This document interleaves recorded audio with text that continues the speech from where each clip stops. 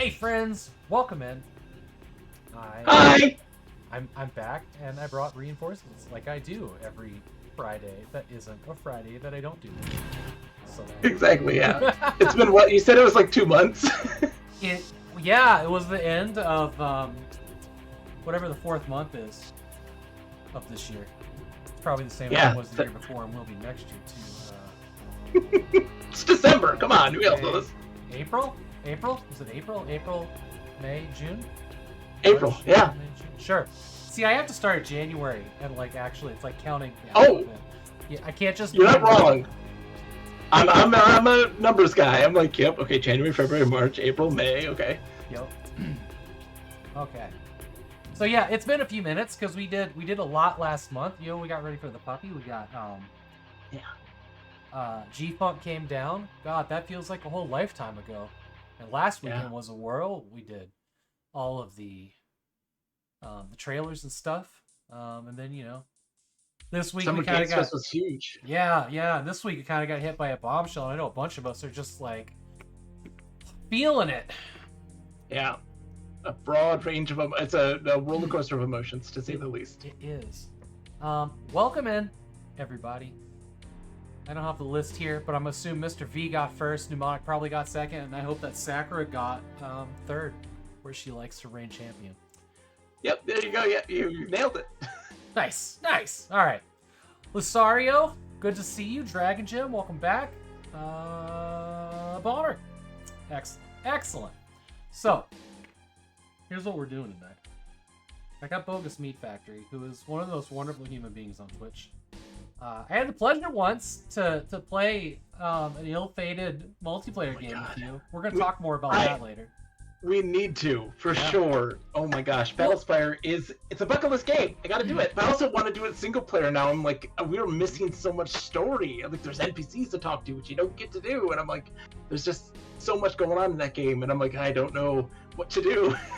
Well, here's, we'll talk about it. Here's my offer. Yes.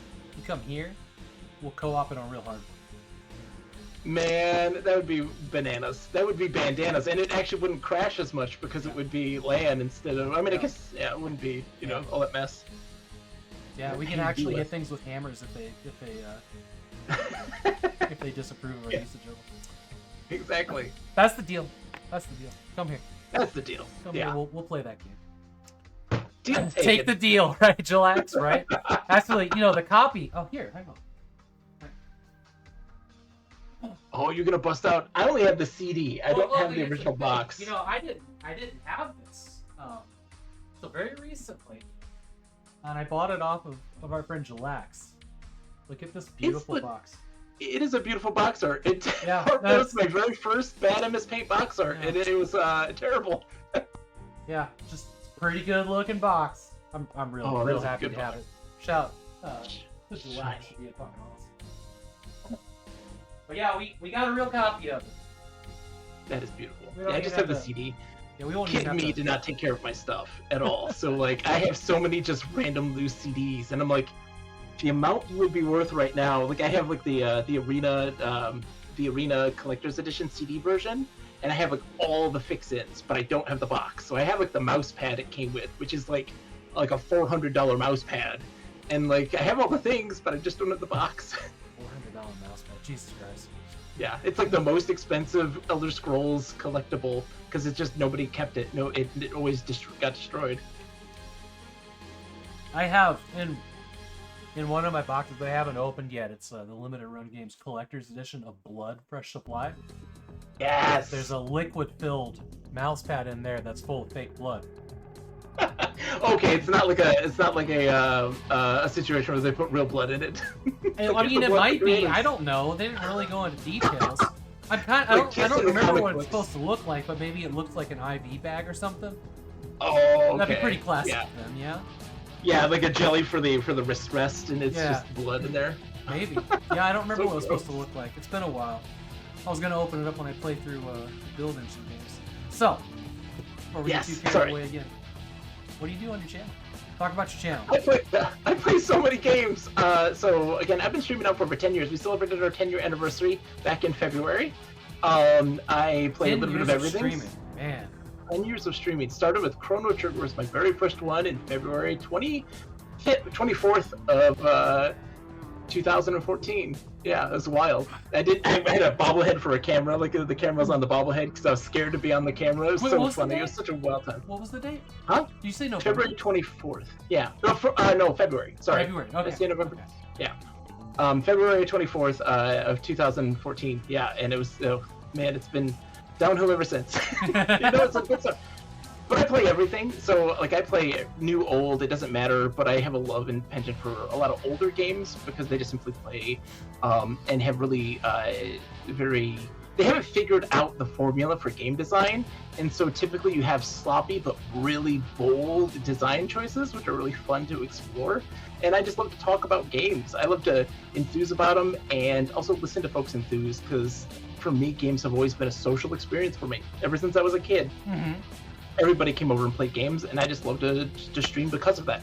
So like you'll see things from me that range from MMORPGs that are usually old or dead and have kind of like a very core fan base that are trying to keep those kind of games alive, digital preservation, fighting games, but also Western RPGs up the wazoo. I love those very much, especially computer ones. Like we just did Dark Sun: Wake of the Ravager, which was actually a lot better than I was anticipating because I loved the first game so much.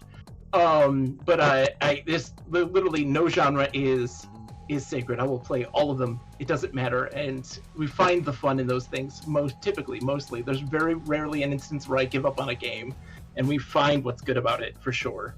So that's what I do. I just love to salvage that a lot towards the end. That's true. That's very true. I have tried to love some games and needed to be like, I'm so close to the end. We're just gonna do it. We're gonna cheat. Yep, exactly. We just have to power through. That's how I did Vampire: The Masquerade Redemption. Yep. Because the game was so easy all the way through, and then the second to last boss and the final boss were impossible to beat for me. And I was like, I have to cheat. There's no way I can do this. I have breezed through this game until then, and I can't do it. And it took me like 35 minutes to beat the final boss, or to beat both those combined, and it just took forever with God mode. And I was like, I don't know how you're supposed to beat this guy. That's when I was a kid. The original Jedi Knight and Blood Rain and Far Cry 1, they were like that for me. And I just wasn't getting through it when I was, probably, I think I was driving. I bought my own copy. So it must have been 17, 18 when this came out. Yeah. And even popping on a cheat code in Blood Rain, I did it not when I beat it on stream. I beat it straight up. But the time before that, a couple years ago, I had to turn on a God mode, and it still took 40 minutes of battle. Not easy. When I finally beat it straight up, I read and I understood the boss fight, and it was still random that I just got lucky in Blood Rain. Stupid fun fact about Blood Rain: it is in the same universe as the Blair Witch. Yes, it is. Crazy. Well, it's a little parallel to that one because it's Nocturne that connects them. Nocturne's in the same universe, and Blood Rain's kind of like a parallel to it. Yeah. Exactly. And Nocturne ties to the Blair Witch, theoretically. The old games, but yeah, it's funny. There's such a weird done by my house favorite, Terminal Reality. Yes. Yeah. Oh baby, let's go. Sorry, this is the tangents that you'll see in my life. I apologize. We will. It's going to be 90% of this. This is what happens when I exist. So you said something else earlier, though. I wanted to touch on. For you said that video games were what did you say? Like a multi-person experience growing up. Yeah, always. Yeah. Thinking back on my life and why. Twitch is such a good fit. All my video game memories, especially at a young age, were with another person because we didn't really have consoles, and sometimes the girl neighbors next door would bring their console over to our house, and it was always 2 to 4 people sitting in front of the TV. And then every time. Yeah. I lived in the country, and so I just remember my friend would have the Nintendo 64, and I would have the Sega Saturn, and the other one had the PlayStation, and we'd just pool our resources together. And then I introduced to them PC gaming, and then immediately that opened up so many people to other types of games, and we just would do Diablo nonstop, Diablo 1 and Diablo 2, bring our computers over and LAN, even until we were in our 20s. So like from being in like middle school to being in my 20s, we'd always have games as this big, community experience where people just come together to play. And it never stopped for me. And I had much older brothers, and they would always include me in their games. So like they had the disposable income, which I got to benefit from dramatically. Right. They would buy everything. And it's just so much fun, and I love that stuff more than anything, because also it's not just about playing the game, it's just about being there and cheering on people as they play, which is why I loved Twitch so much, because that's what we did all the time. And it's just cool to do that. Yeah, it's weird. It's the second I really got into PC gaming, for me personally, that was a very alone time for me. It was all single-player games. All of my friends were like, we're gonna do consoles or go chase girls, and I'm like, yeah, but video games. No, I was alone. Video games. Even in my first marriage, I was alone in my video games. Yeah. Oh. But video games have become a very social thing for me again, the way they were when I was a kid, and I love Twitch for that. Absolutely. Yeah. Have you kept a record of all the games you've done in 10 years? I think you're the you're the first person on this show that has been streaming for that long. So I have all kinds of questions. I had kept a record for about 4 or 5 years, and then things kind of went lax in that department. But then I was like, there was definitely this moment where I was being like, I played so many at this point that I don't remember some of them anymore. They've kind of just leaked out of my brain. I'm like, I have to do something to keep track of that, which is why I draw bad MS Paint box art of all of the games that I'm playing, so that at least I can have something tangible that I can look at and be like, oh yes, that game, I remember this. Oh, Sakura says that I'm indirectly responsible for them being here. Oh, Sakura, that is so sweet. Sakura's the best human on the planet, of course, and a human/lizard person. Sakura is a product of a good community. Well, not a product. You know what I mean. She is, what's the word I'm looking for? It's not product, it's not spawn, it's something much nicer. To call it is when there was an old game on the Commodore 64 that was called Habitat, which was the first graphical MMO, and they talked about the different types of people that play games and are in communities. And there's the rare great white buffalo of video gaming is this this one person who is just supportive and engages people and encourages them to take part in all the features of something, and that is what Sakura is the most supportive person on the planet. 100%. Sorry. 100%. All right, now that we're all having more happy tears. Yes. Let's dive into some news here. Yes. Yes, all right. News things. We got her to blush. Goal completed. Okay, well, speaking of classic games, all right, I need to do something real quick. Save. Yeah, you got this. PDF. I think this first news story is the most ridiculous story I've ever heard in my time. This is the most retro video game discussion I've ever heard. It could only be worse by people saying, what is retro, and having to define it. Right, okay.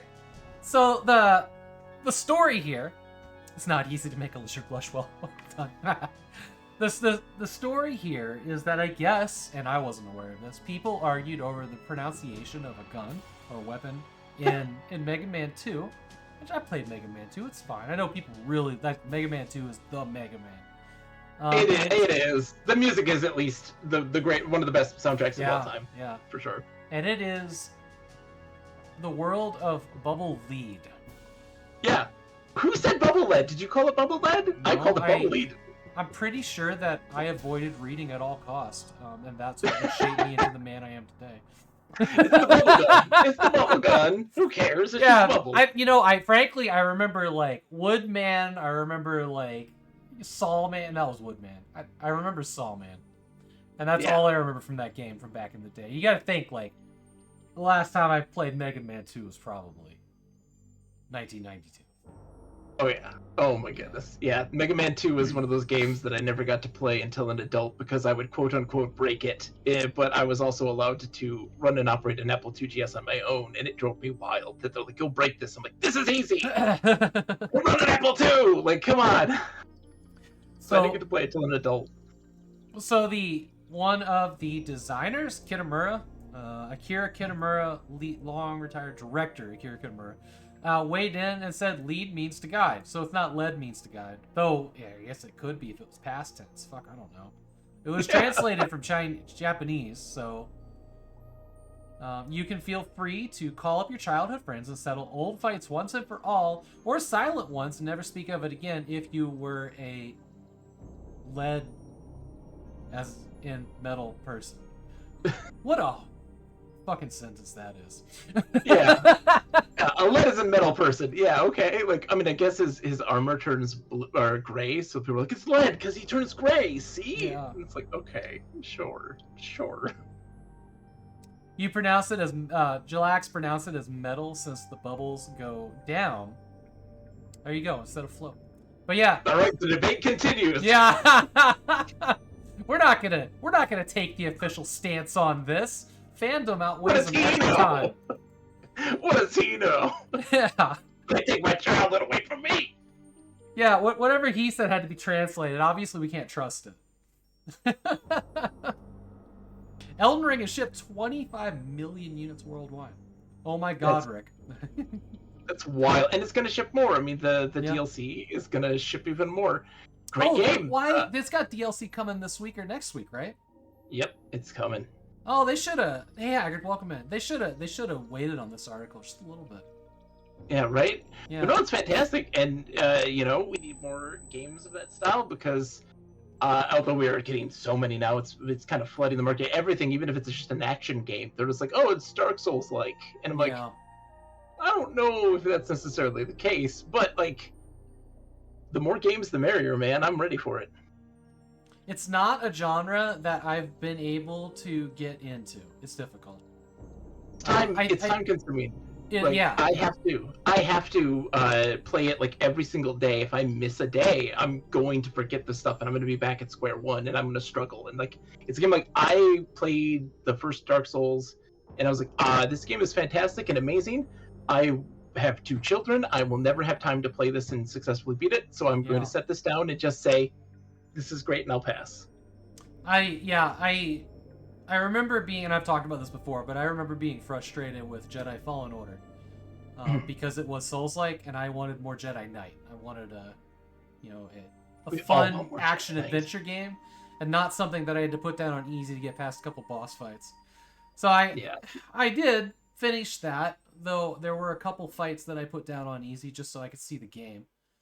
Yeah. I feel like the second game in that mix is a bit more accessible. They give you a lot more tools, and it isn't as like intense. Good. But still, like, yeah, no, I feel you. Like, it didn't necessarily serve being a Jedi in that case by making everything so tough.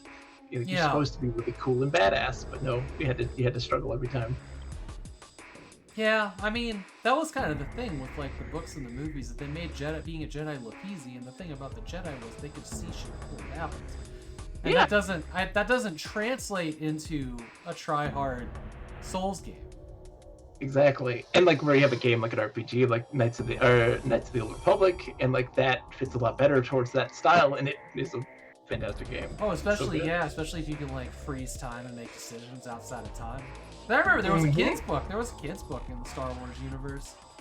One of the young reader, I think it was like when Obi-Wan was being trained by Qui-Gon Jinn. They had talked about like, he was in like, I think this might have been 2 different books, but I remember specifically he was fighting royalty somewhere with actual swords and talking about just how heavy they were. And, it took so much effort, and it's like the first time he'd been in combat or in training or anything where sweat started to happen. And it's just like this like thing outside of, just kind of really, really brings it in how easy being a Jedi was. But they did like describe like taking a crumpled ribbon and unfolding it. And that's the way they saw time manipulation. They pulled out a ribbon and were able to like go in and out and pick different spots. And that's how he ended up besting this prince or something by, kind of seeing time unwind. Because he wasn't going to do it. He wasn't going to do it with his muscles. Exactly. When Jedi get into that weird kind of theoretical and philosophical side of things, that's when things are they're like their finest. Yeah. You know, not so much about, you know, I don't know. It's like combat is great, but like it's far more about the morality of things, which is fun. I enjoy that. That's Yeah. why I love Knights of the Republic, because it was that as like the front and center, which is so I- cool. Anyway, sorry. Also a game that I need to get into, and I need to play. I would like to play Survivor. That's the newest one, Survivor. Yeah. Before the new game comes out. Oh yeah, it's not Rebels. Outlaws. Outlaws. Yeah. Thank you. Yeah, man, Which I'm would be fun. blanking on names big time today. It's okay. But yeah, We're all getting older. It's, woo, the world of age. I know. All right. Memory banks are getting full. I thought that there was going to be a video on this article, but apparently there was a time that Phil Spencer's Fallout 76 camp got nuked while it was live. Really recently. Yeah, really last month. recently. Yeah. Um, And I think it's hilarious. I thought there was going to be a video here, but it never showed up. So I don't know. They said specifically, here's how the whole thing looked from Bethesda's point of view, and I thought that was going to be like, oh, here's like cool video from our server backend or something, and it's no such thing. Phil Spencer playing, doing a live reaction as it happened. Right, and I guess what this actually ended up being, I kind of baited into putting this in here, but it was Uncle Phil said, well, now I'm going to nuke other people. The end. And he hasn't done it yet. You know what? He's already nuked a lot of game development studios, so he's not, he's an old hand at this. It says, oh, well, now that I've been nuked, I'm going to nuke some people. There you go. That's the thing right there. I can only, as my good friend, Naori, they worked for a Microsoft studio that got shut down recently, so well, that was timely. Timely. Well, welcome in. I'm glad you're here. But yeah. So that's the thing. Fallout 76, I think, is here to stay. Oh, it's getting even more popular now. Yeah. It's finally in that big, like a huge upswing because of the TV show. I'm feeling the pull. I want to play it. I've got it. Hey, I've got it. I've been waiting. Yeah, I would like. Have you not touched it yet? I haven't touched it. So you'd be starting as a brand new player as well? Yeah. Oh yeah. There's two games. I have this and the Avengers game, which was like free for everybody. Like when it was going down, and right before it closed for good and got delisted. That includes like all the content and everything for free. And I was like, those are the two games that I'm just waiting for the right people to play that game with. I'm knowing that you haven't touched Fallout 76 yet. I am really tempted to do that with you. We got it at some point. Yeah. That, because I could jump in with people that have been playing it a lot, and I feel like I would miss something. You do, and I feel that way very much so. And it's always so hard when, especially playing online, when you have friends you're going to play with, but they have the ability to play it a lot more than you. Yeah. And even if you both start at scratch and they just play it while you're not there, like immediately you're like, I have to play catch up. I'm not feeling the natural progression of the game. You guys are giving me like a boost and skipping a whole bunch of things now. Yeah. And it's like you don't get that full game experience, and that pressure is terrifying. It's very terrifying. Could not agree with you more. I've had some friends, and I always thought of it in my head. It's like, well, fuck, great, you ran ahead of the class. Yeah. And it really make a new character. At that point, make a side character to play by yourself. It really is. And not everybody sees it this way, and it's definitely probably how both of us are built. But it is it's a little devastating to be like, I got fucking left behind. Yep. I really wanted to do this, but my life does not allow that. For me, my life is very much like I have one person. I'm like, okay, we're gonna do this co-op game together. Anytime it goes beyond two people, it's a massive struggle for people to keep themselves in check. And so I'm like, oh, me and my one friend will play this, and we'll do just fine because we're like, oh, well, that's just gonna be our game of the week.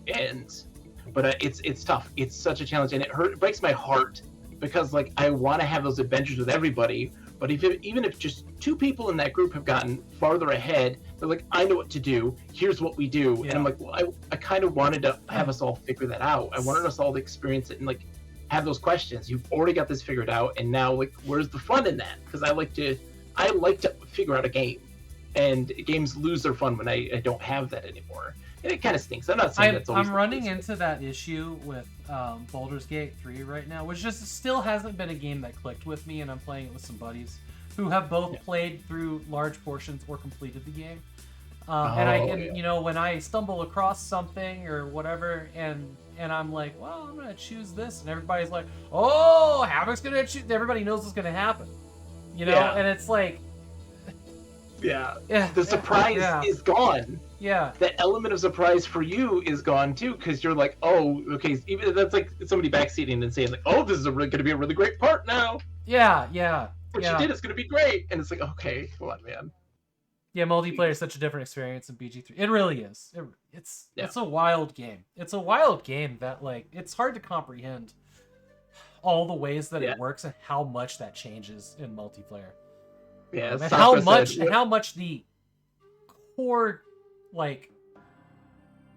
the core game changes when somebody's already seen something. Yep.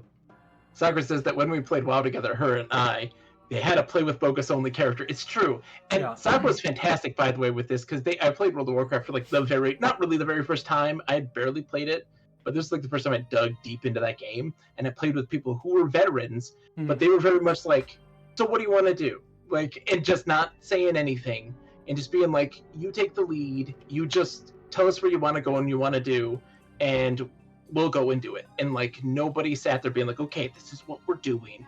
You're gonna do this, and you're gonna do that. Even that's a little bit different than like, we both hit a spawn and we're like, oh, man, let's go explore over here. Like, you know, like it's a very, very different thing. And I can see that you and I playing Fallout 76 would very much like, we're just gonna go this way and see what we find. Yeah. And like, fuck the mission, you know? Yeah. Just exploring. That's how I would play like games like Sea of Thieves and all that stuff. Like, for me, it's never about like optimization. It's never about the most optimal builds and power leveling and being, you know, so good at the game. It's more like, let's just play around with the tools we have. Let's see what we can do with them and just experiment and just be silly and stupid and just have fun. And that's great. Probably one of my favorite memories of all time in gaming was with a buddy, and we started playing Ark Survival Evolved. And we started out, I just like hosted a server, or I hosted a game. So he was bound to me in like a 2-mile radius. He couldn't go outside of it because my computer was spawning the world.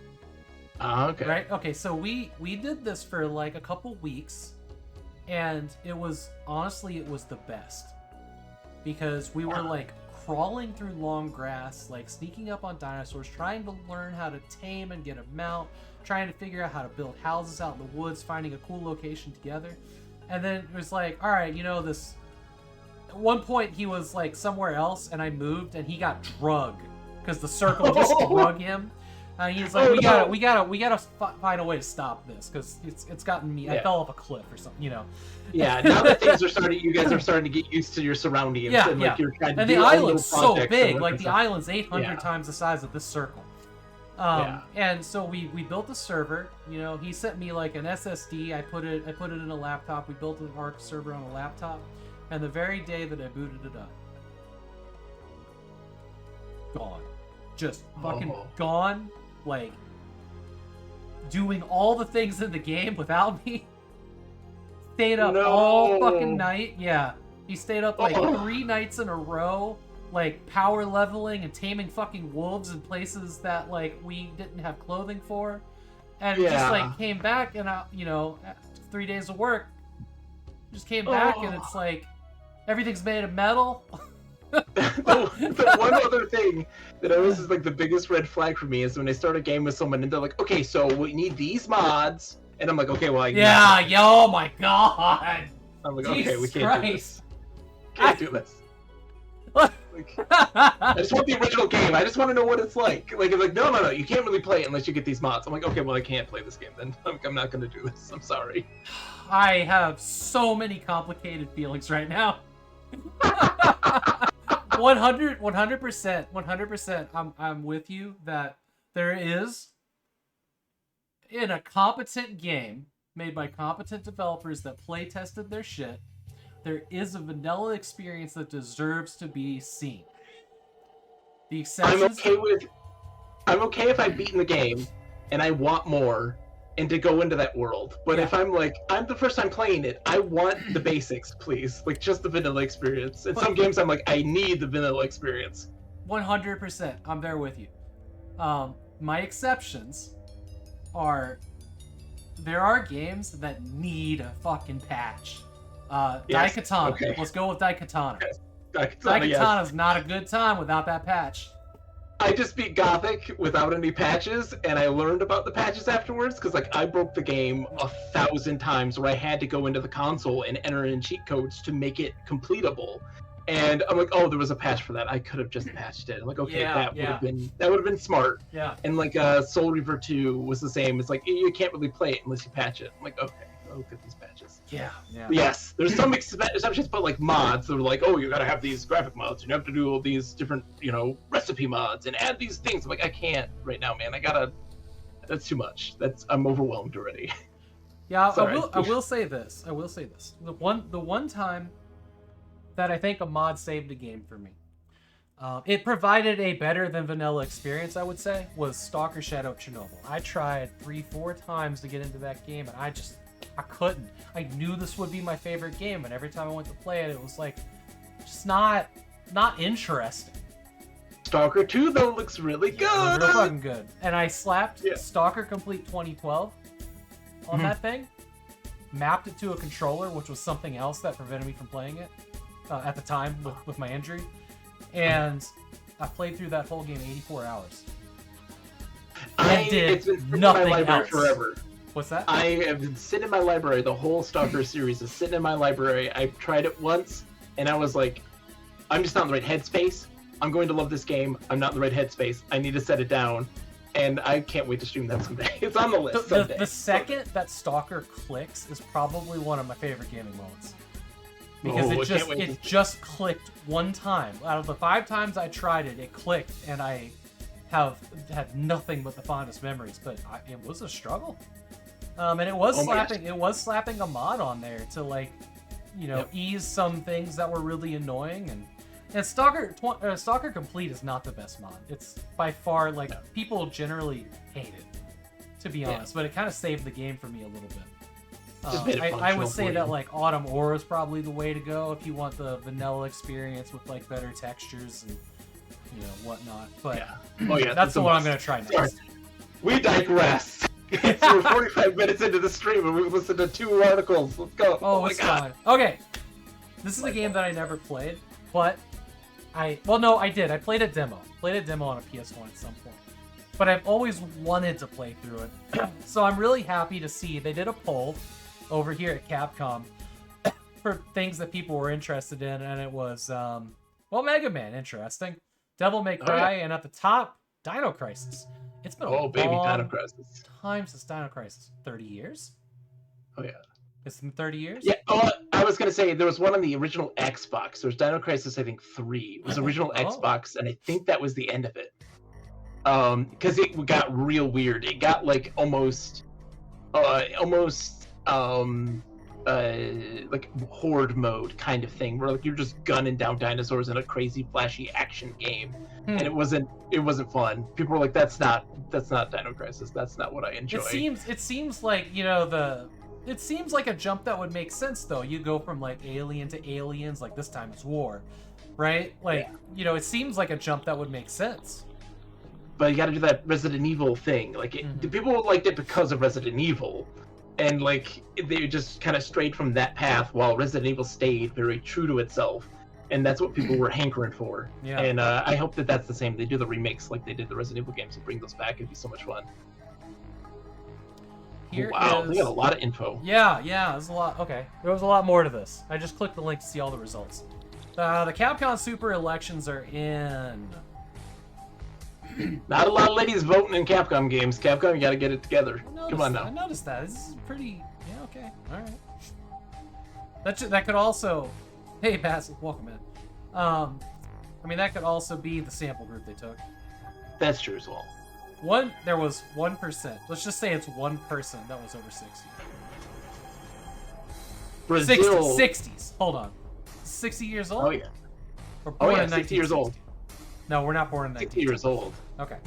Yeah, 1910s. The people born in the 1910s, 8%. Yeah, absolutely. I am right here. I'm 39. I don't like that I'm about to go into the yellow. It's a beautiful time. Things start hurting a lot more already. Like once you hit 40, it's weird. It's like a switch flips. That happened for me at 26. Brazil's got 26,711. It's that fighting game scene. Brazil, they're Sega Genesis fans and they're Capcom fans. Man, you know, this is actually one of the most interesting, as an American, it's the most interesting maps I've ever seen. It feels backwards. Yeah. Yep. What, we're not at the center of the map? So we're not the biggest country in the map, like all the globes that fucking lied to us in elementary school? Dude, the United States was like the biggest thing on the globe. Like, our globes were straight lies. Yep, it's half of it. Yeah. It's just crazy how much of a lie that was. You trust anything else? Fuck. Wow, Devil May Cry. Dante's the #1 character, and Devil May Cry 5 is the #1 title? 5's the most recent one? After the failed reboot? Yeah.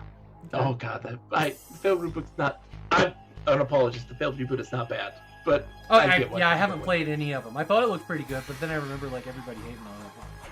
I should just know by now, like I know now. And anytime somebody's hating on a game, it's probably a great game. It's a different game. It's just a different game. Or they're listening to somebody else and not trying it themselves. Oh yeah. Okay. Games you like the best? I see Dino Crisis is here under Devil May Cry. That's crazy. That's crazy because I think that's not true. I think that's weird, like the opposite of recency bias, where I think there's got to been an online campaign saying, we need Dino Crisis, here's the voting, go vote for it, and they voted for it anytime they could. Yeah, that's wild. Man, Okami is a work of art. It's just a little too long. That's long. Yeah. I beat that game 3 times, and it still kept going, and I was like, okay, I'm done. Like, I can't keep going. This is going too long. Oh, you mean you only played through it one time? I didn't even play through it. I stopped. I was like, this is going too long. I have to stop. I can't do this. The last, 3 levels of that game were so difficult for me because, Shadow of the Tomb Raider was coming out in 12 hours. Oh. And I was like, I have to finish this. And I stayed up all night.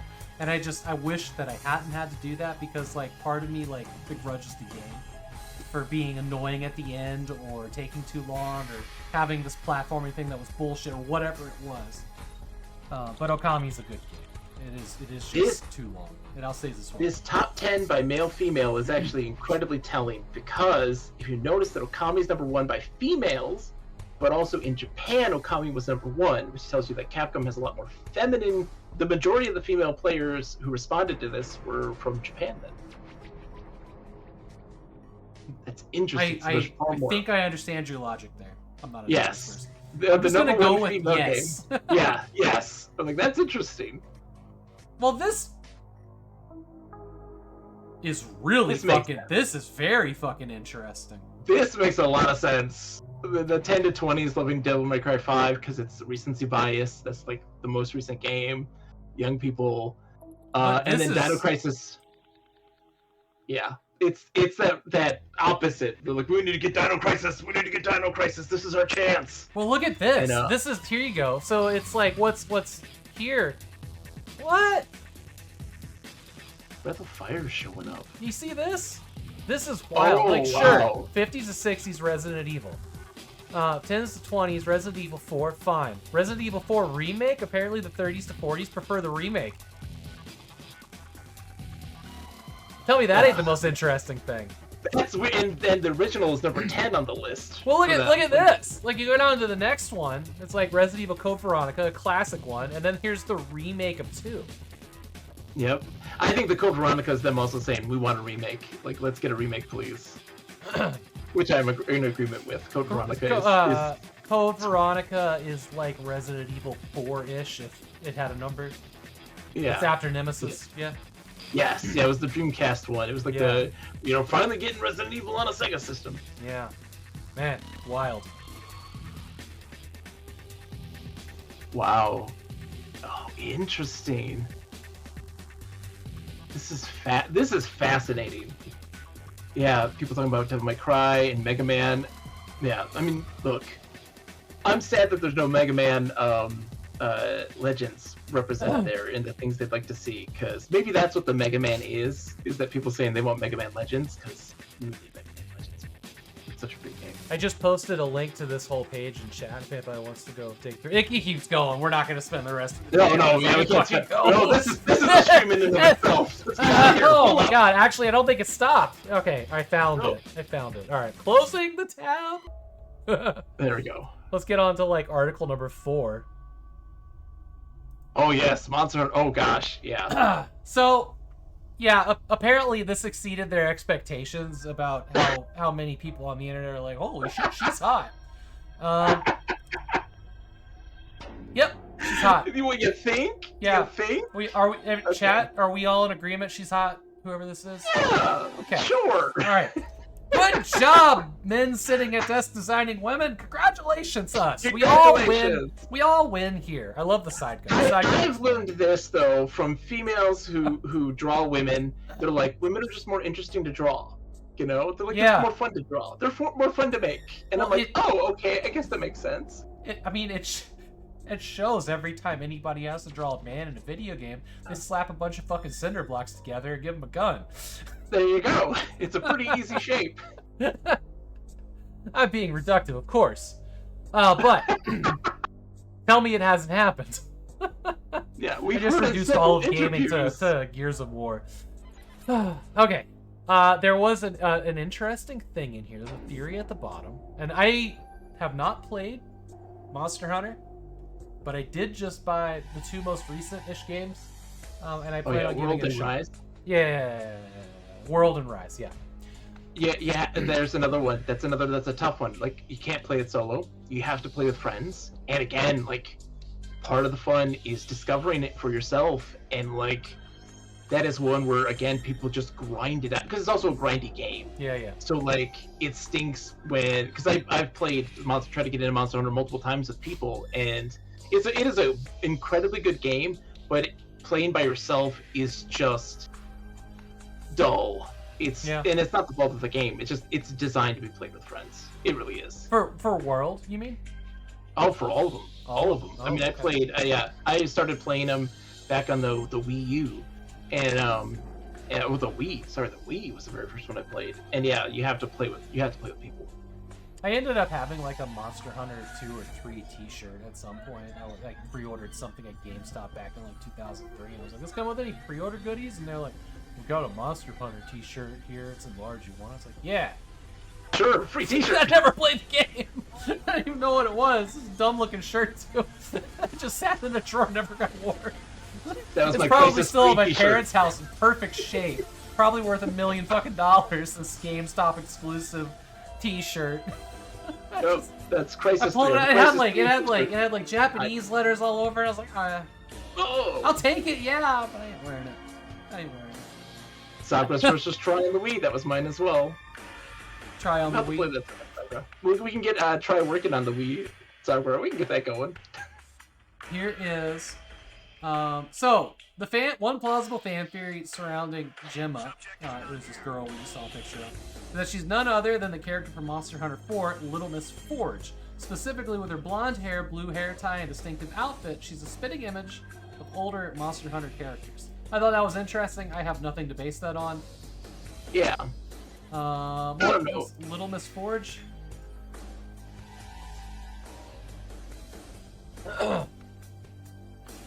Oh yeah. Okay. Okay. I got you. Sure. I got you. I'm down with that. Yeah. Yeah, no, But this 100%. Well, also, yeah. he's not wearing a blue hair tie. That is not a hair tie. In Little Miss Forge's character, that's not a blue hair tie. Puppy Come on, dogs guys. for me. How was your trip to the vet, sweetheart? She Everybody say goes hi to so Juniper. good. Oh my god, she's so big. Where you go? She's 10 pounds, 8 ounces. 10 pounds? Yep. Oh, sweetheart. Oh, I love you. Oh, and a kiss. Just look at that tail going. She's so happy. Oh, She is the most happiest. What a happy girl. She got her shots. No She got her shots? problem. Got dewormed. What? She got all that done so she can be around other dogs. No, she's got one more set to Oh, go. okay. Get those ears. You guys want to see her beautiful collar? Look at this collar. oh my. Yeah. Such a cutie. She's gonna be so pretty. She's starting to get her colors. She's turning red. She's no longer white. Oh, yeah. The white's starting to go away. What breed of dog is she? She's a red healer. Oh, red healer. Oh, you're walking the bluey dog. All right. Yep. That's what Retro is. He's a blue. Juniper. Oh, goodness, that's so cute. I love him so much. I gave her a full goodie bag at the vet's, so we've got treats. We got treats. And toys. She is so wonderful. And informative pamphlets. She's so. Yay, pamphlets! Yeah. Yeah, you don't get to come in here very often. Hi, Molly. Are you climbing my leg? It's like, I want loves and kisses too. What are you doing?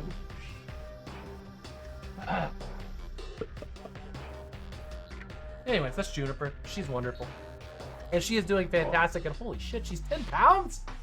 Oh my god, she's not a puppy anymore. She is, because Retro's like 50 pounds. Oh my goodness. He's a big, tall healer. She's gonna be short and probably a little barely. Oh, Yes. All right. Yeah. Yeah. The hot lady is hot. That lady's News not. at 11. Congratulations. News at 11. Yay, video games.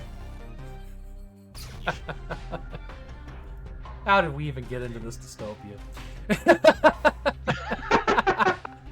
Alright, I didn't see this. I didn't see this in the sort until a little bit ago.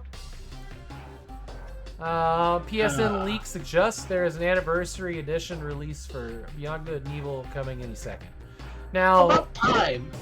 now I'm seeing that this is a patch for the PS4 version. Oh, that's weird. Do you know about that? No. So that would make me think then that There was a version on the PS4 that I haven't heard of.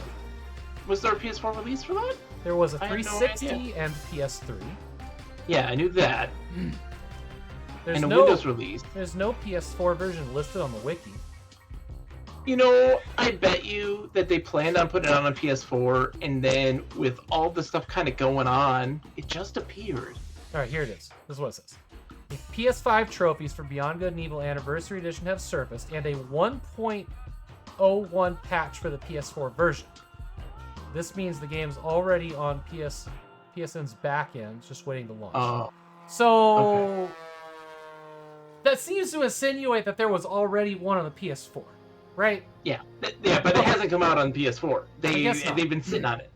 That was the same case with the Shenmue 1 and 2 HD remakes. I think that something similar happened with this, where they're like, Shenmue 3's gonna be coming out. When are those HD remakes happening? And like there was a leak where they're like, they've been sitting on this thing for a really long time. Oh, yeah. That's right. Those were pretty old when they came out. House of Mike, thank you so much for the raid, bud. Welcome, Raiders! You're not going to sit in here and yell, sweetheart. We're just talking. Oh, yeah, no kitty yelling. So rude. So old, too. What were you working on tonight, Mike? I hope you had fun on your stream. Okay. You know, I know I talk about this a lot. Mike's doing it. You ever played Aquaria? That's a neat little game. Oh yeah, Aquaria is very good. Hold on, was that from who made Aquaria? It's probably from like what, 2008? That's an older game. Oh yeah, that was the indie one. Yeah. I Gloria, remember playing welcome that. in. I got that free in a game bundle way back in the day, and I It definitely was on one of the definitely very played that. first Humble Bundles. Yep. Possibly oh, yeah, the then there we first. go. Yeah. I was there. 2007. There it is. I know I bring this up a lot, but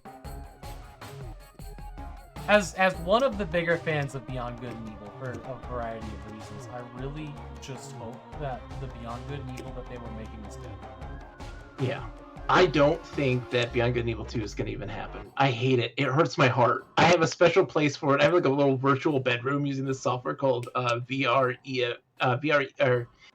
EMU VR, and it emulates games using RetroArch, but it's in like a virtual bedroom you get to explore, and you get to customize it, and I have just one little poster of Beyond Good and Evil 2 that's just got a special place there that I know I'm like, it's never going to happen, but maybe someday. Maybe someday. Like, I don't know. I don't know what they're going to do. I don't think it's going to happen. Well, with Mitchell Ansel gone, apparently he was an asshole to work with, and he said, well, fuck this, I'm going to go run an animal sanctuary, and I'm like, I guess. All right, go do that. Yeah, go do that. Yes. So with him gone, we haven't heard this thing like maybe one update, and that was like 5 years ago. Yeah. Because that was happening like during like the heavy Me Too era pre-COVID. Yeah, and that was a long time COVID definitely hurt. And like what happened, they were working with that company that was run by the movie guy. I can't remember what his name is right now. Oh, Joseph Gordon-Levitt, where they're outsourcing all the art and music and like stuff to normal people that they could apply. And, What? That was so weird, right? Like they free-sourced to fans. Yep. So weird. Yeah. They were experimenting to see what they could get away with there. Yeah. We don't want to spend. Yeah, I think that game was in jeopardy the second they announced it. Plus, here's the thing for me though, it's like that's not the story we deserve. Yeah, we deserve an actual sequel that moves on from that cliffhanger, and that's not what they were going to give us. And like, and by the way, Jade's the evil girl. I'm like, what? Fuck this. It's that auteur nonsense where they got too big for the britches and like we need to revolutionize video games as a whole. And it's like, no, we just want the story. What was even better about the first tech demo was like they gave us all of the story beats that Star Citizen sold us, and they're like, and you can fly off a planet and zoom all the way out and then go back into another planet. And I'm like, just make me a single player game. The Star Citizen's like, we're being an open world online game, and like it's like, oh, okay, and like that makes sense. It's like Sea of Thieves but for space. I'm like, all right, that makes sense. I get it. But for Beyond Good and Evil 2, it's like, what are you doing, guys? Yeah. Like, just give us the story, please. With a scale that I think, probably what would have been, I think I talked about this a little bit, maybe I was wrong, but it seems like the tech that they used for Beyond Good and Evil 2 is what ended up being what Outlaws is made out of, because sure does look like that tech demo when they're leaving planets and shit. Mm-hmm. Open world to explore different modes of transportation. It feels like one got rolled into the other and they rebranded it. I think you have nailed it perfectly, because what was Beyond Good and Evil 2 kind of being? A bunch of ragtag vagabonds stealing stuff and heisting outlaws, through space, black market. On Sunfalls, it leaves, the project goes to shit, and then immediately they're like, hey, we have the Star Wars license right now. There we go. Let's just package it out there. Good for them. I'm glad that somebody other than EA has a Star Wars license, because there's still great video games to make in that universe. Like, we know this. Yes. And EA squandered every turn on that. Every turn, EA, until the very last second, they actually make a good game at the end. Jedi. Yeah. We got ads here in about 30 seconds. So we'll take a little break like we're going to do every hour. But I will go ahead and pull up the next article here. This is a quick one. Congratulations, us. Prince of Persia: The Lost Crown is finally coming to PC. Yeah, I thought it was here already. I didn't know. Well, it wasn't on Steam, but it'll be here in August. It'll be on Steam in August, which is good for those of us that want to play it on Steam Deck without having to jump through any hoops. And it's a very good game. It'll be perfect for Steam Deck. Yeah, it be Brill on the deck. I'm glad that this is journalism. Wait, Brill? I don't know. Brilliance? I am now insanely old. That person cannot use the word Brill. I'm sorry, Graham Smith. How old are you? You're rocking Graham that Smith beard. is definitely mid-30s. You can't be saying Brill. What are you doing? You're pulling the hello there, fellow children. Like, like what is this? You're on fleek, yo. In 2005, he turned pro by joining Cherry RPS Fans on PC Gamer.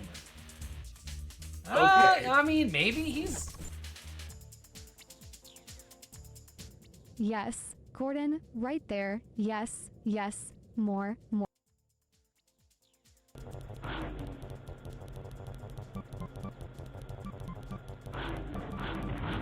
Okay, you can eat my pew-pew. Wow, that sounded dirty. That was not intentional.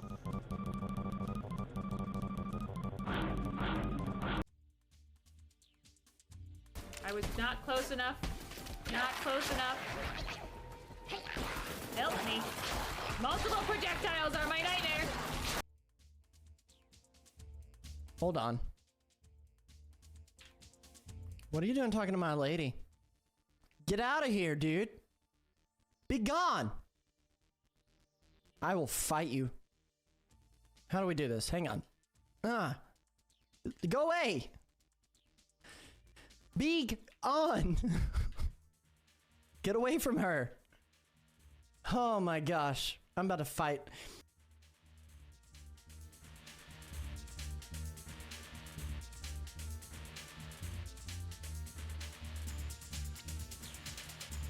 That was pretty effective.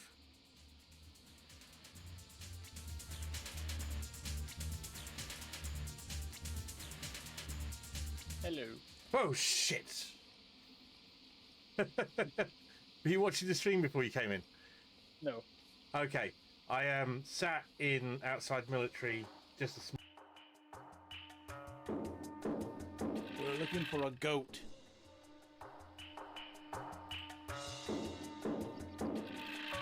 Where's the damn goat, birds? I feel like he's over here, maybe. There he is! The goat!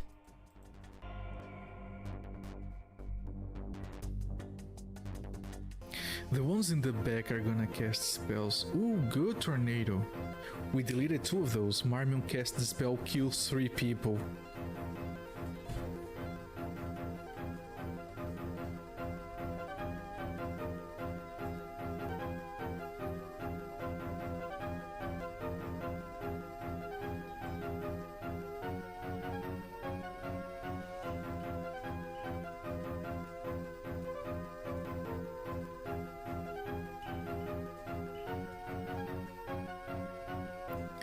We don't have...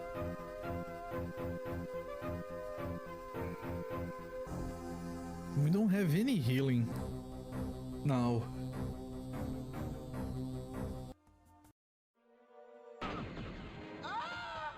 You gotta love the Wilhelm scream.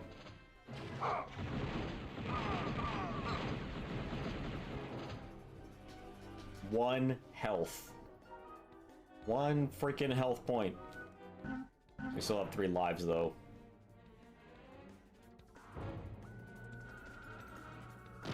Joke's on the game, I don't care because I only had 1 health. I mean, even when they're fake and plastic.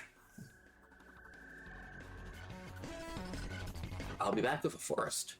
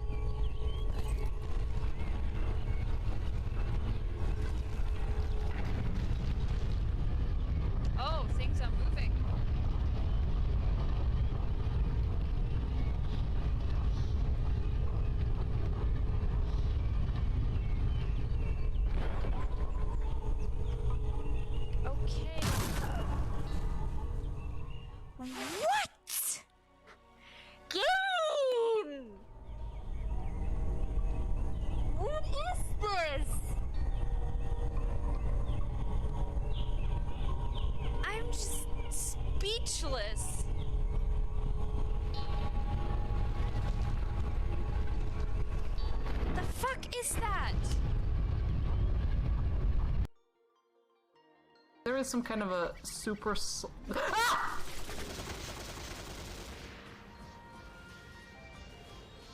I'm fine.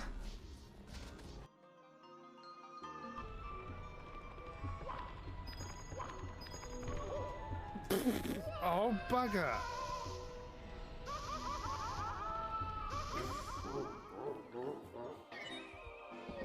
I was so close to getting it.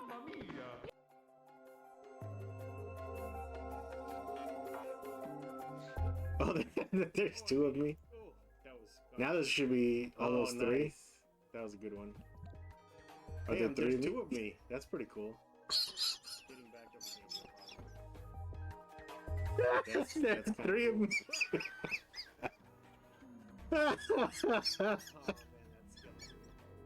How many layers of Inception can we go? Oh, that's why. This is why. Oh, I made it. Oh, perfect. All right. Godsend.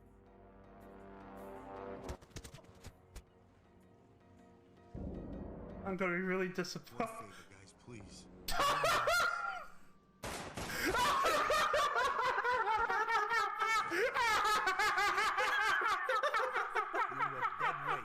You were saying.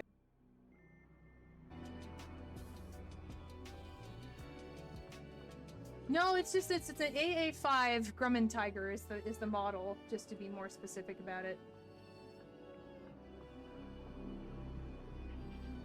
Someone in my pilot club has one, and so I've flown it with him. It's an interesting. It's different than the Skycatcher. I will say that. It's a million miles faster.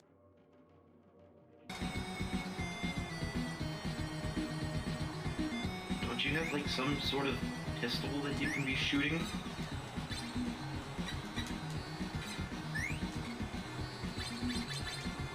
Do you see it when you're switching people? Just about when you started out that you were switching, it was showing. Not that delay.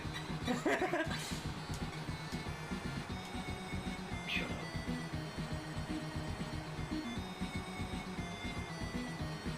Oh yeah, that's really hoping. Do the frickin' spaz.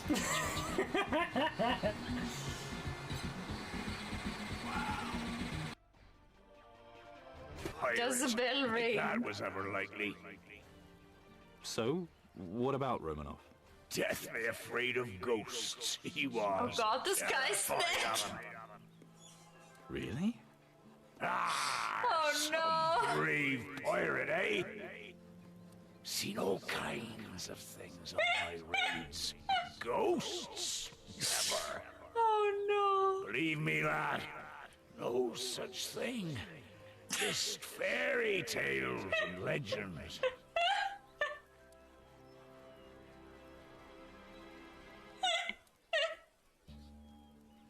He's just vibing. Oh my god. You think? Course I do. Ghosts! Nice. Very nice. Foreboding, and knowing Sierra, like I'd played Sierra games when I was younger, and knowing Sierra, I was like, okay, you could click on the wrong thing and die horribly. It's something that happens in Sierra games, so it's like oftentimes, like I enjoyed playing them. I like playing Sierra titles. I like the Space Quest series a lot, for instance, but I looked at the Manhunter and I thought this looked absolutely stunning as a box, but I was like, I don't know if I could play this. This seemed almost too intense for, a week.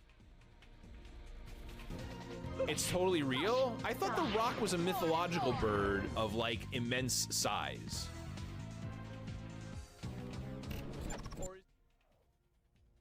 Alright, we back. Hey! Hello! What were we just talking about here? We were making fun of Graham Smith. I'm sorry, Graham. Look, can't be an editor director, Graham. I'm sorry. He started life as a games journalist, started as a teenager writing for a Half-Life fan site. Okay. It's perspective. Teenager in 2005, so yeah, the 30-year, mid-30s, that checks out. Alright, what do we got next?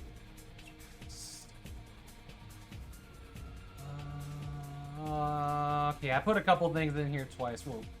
Okay. We kind of talked about this already. But Yeah. Fallout 76 finally stands triumphant, and there's more to come. A No Man's Sky journey from launch. Yeah. I have lots to say about that because No Man's Sky was a game that I loved dearly, and now it has become something that I don't love as much, and I feel bad about saying that. Yeah, I would like to hear more about this. I just look. It's a problem that I have with a lot of online games in general. I love MMORPGs. It's a fault of the genre in general as well.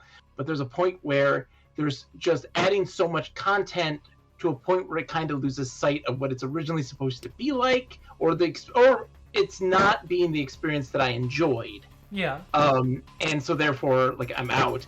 Where No Man's Sky just became really a multiplayer playground, where I didn't view it as that. I very much viewed it as kind of this lonely and ephemeral experience, this very high, 80s sci-fi experience, and something I got to share with friends, but on a very limited scale.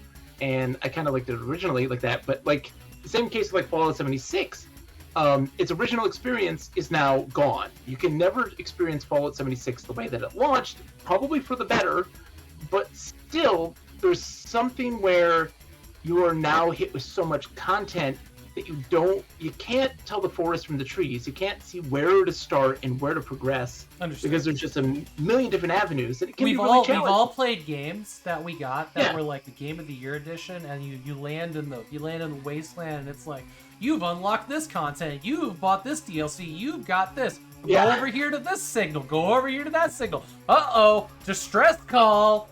And then it's like the first actual mission is like a little puff of smoke in the background. That's where you're supposed to go, but you're fucking Pit Boys yanking you all over the place. Yeah, that's how Fallout 3 starts. It's rough. Yeah, exactly. Some people walk right out of that vault and just go a little bit south where it is and go to the water filtration plant and end the game. Yeah, it's so poorly written. Like, it's so poorly laid out, designed in that way, world design. Guided, yeah. Yes, there you go. But that's not to say, and I want to stress that No Man's Sky is not bad by any stretch of the imagination. It's just, it does stuff that I don't enjoy as much, and I don't know, it's weird. It's weird, because I'm a person who loves social gaming, but I'm like, I enjoy the solitude of No Man's Sky. I'm being hypocritical, but I don't know, there's just something about it. I don't know. An infinite universe where we were promised multiplayer, but we're surprised with no multiplayer at all and a lie, and now it has the thing they promised, and we're like, fuck that. That's me. I'm the minority of that opinion. I have tried twice. Yeah. Tried to play. Just little, let's boot it up and see what it is. Not even on stream, nothing like that before I streamed. And it definitely was a lot of, like, grindy. The beginning is grindy, trying to fix the ship. Yeah. I think the best way that I can describe it is, for me, what I got a lot out of it was story, but story isn't given to you. You have to really work for it to get story, and the story isn't going to help you in any way. It's world building. It is providing insight to the nature of what's in the middle of the universe. Yeah. And so much more. And but most people, I would say that the vast majority of players probably have never seen those things. The things that give you lore and story to that place. They have no idea it exists. But it was really well thought of and really well written, but it's also something that you have to really search for and get lucky and work hard to find. And so it's hard for a lot of people. It's a hard sell for people. Yeah. Now, I did fire it up again when it got VR support, and I had a lot of fun with it. And I laid on the floor. I stared at the sky. I laid on the floor and stared at the sky. I was like, I'm good. It had good scale. The second I stopped playing it in VR, though, was when I realized I couldn't control the ship with my hands. Yeah. That was kind of like, that was the point where I was like, all right, I'm going to try another new VR experience, because I just got in my set, and that was one of the things I tried out. And it was fun, like, blasting things around and busting up rocks and, whatever, but I got to pilot I didn't get to pilot the ship the way I was expecting to, and I was like, this doesn't feel good. I'm going to go back to Alex or try, what's this Onward game? Oh, there you go. Onward is still probably my favorite VR experience, but I need to do some more VR stuff. All right. Yeah, Fallout 76. Looks like it's here to stay. I think that you Good and job. I need to figure out how our lives can... Our lives can fit another game. Especially one that big. Exactly. It is gonna be like let me just like preemptively say this. It is gonna be 1 day a week or less because that is. No, that's my life. I'm happy with 1 day a week. I cannot find the time. I can't. But I need it. I want it. I want more co-op experiences. Like my wife and I are thoroughly enjoying playing Last Epoch with Sakura, and we struggle to do it every week. Like we want to do it every week, but 3 people, it's hard. I think if I exclude my wife, probably probably sneaking in more often, when it's just 2 people. Not that I don't want to play games with her, and actually she would be wonderful to enjoy Fallout 76 with, and she is willing to go the pace of the party, and always has been. So that's good. That's always the best. Excellent. Something we can talk about.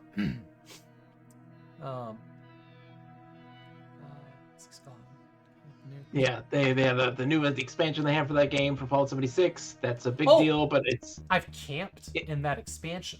I lived in Virginia, and we used to go to West Virginia for camping, and we'd go bike ride down mountains in these old decommissioned railroad trails.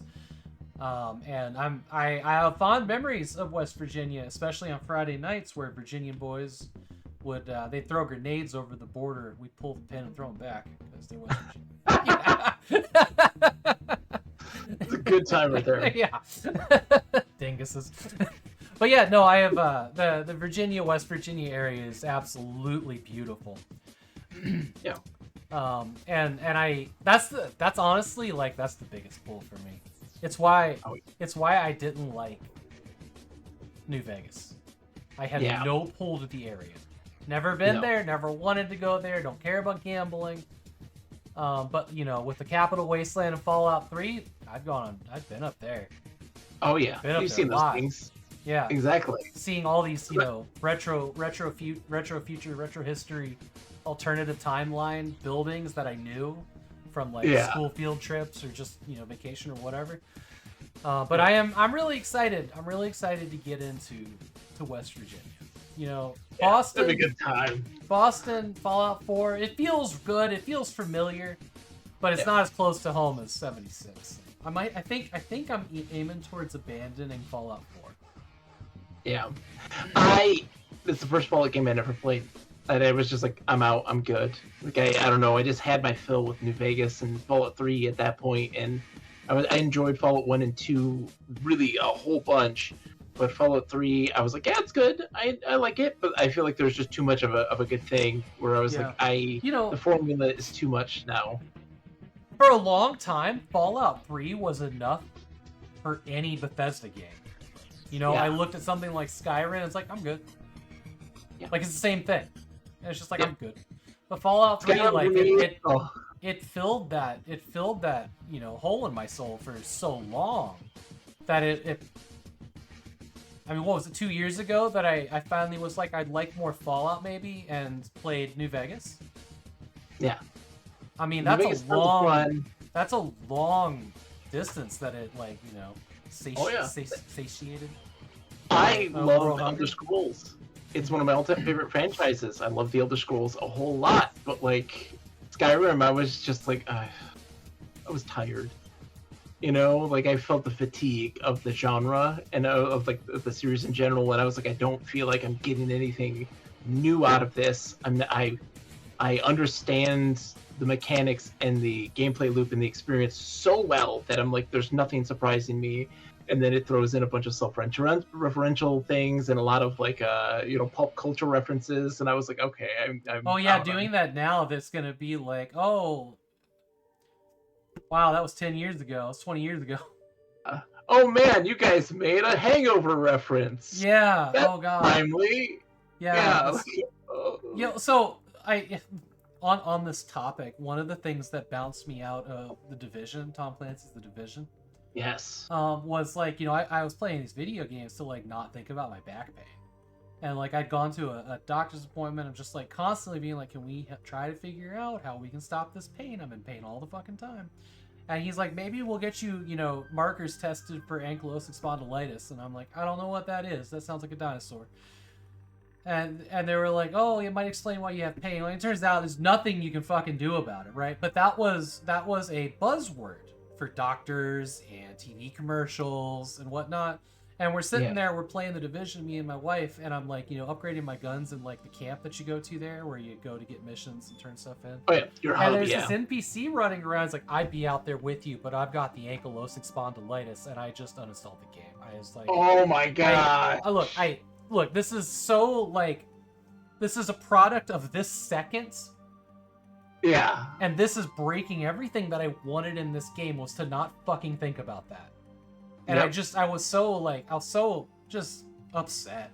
I get why it's there, they're world building, but also like, fine, let's get down to like the nitty gritty of it. Yeah. The world ended before that word became a thing, right? Yeah. Like they threw a thing in there that was out of time. Where the weird references are something that is not universal. They're referencing and using lingo and like stuff that was very hot at that moment. Yeah. And they didn't have the foresight to realize, oh, this isn't gonna last forever. But it's like going into a game and watching people dance to Gangnam Style, and you're just like, oh, okay. All right, sure. Yeah. I mean, yeah, Easter eggs are a weird thing about that. And truly the good Easter eggs are like Dope Fish Lives. They reference other games in their own heritage. But when you're doing pop culture, the memory is like that, it's gone. Yeah. No, Hangover is not right now considered a classic anymore. Music right now is so fucking disposable. Yeah. I mean, unless you're collecting vinyl or still buying CD, like, you listen to a song, you listen to an album a couple times on streaming, and then it's gone. You don't think about it again. That's not the way it used to be when we bought albums and vinyls and cassette tapes. That was ours. We fucking spun it over and over again. Maybe today as I listen to that album again, we just forget about things now. Yeah, because it's in a physical space. When you have it as a physical space, it is more permanent. Yeah. Yep. And when you have it on an app, it does not have any weight carried to you at all, and it's interesting. Yeah, but absolutely, it's the same thing with pop culture references, especially in the age of the internet. Like, before, like, all the references were in like TV trailers and commercials, and they'd be banging us in the ear for like 6 months. Yeah. Like the things that we what's that, right? Like that was there for years. It was forced on us. Like that's not the way that memes work on the internet now. They're so much faster.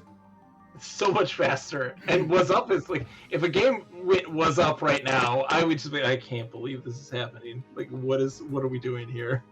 Yeah, that's a rough one. That's a rough one, man. But no, like, yeah, memes, they're just flashes in the pans now so fast because there's so many and everybody has access to them. And it's not necessarily the quality; it's just the speed. There's also a weird delay as they go around communities too. Mm-hmm.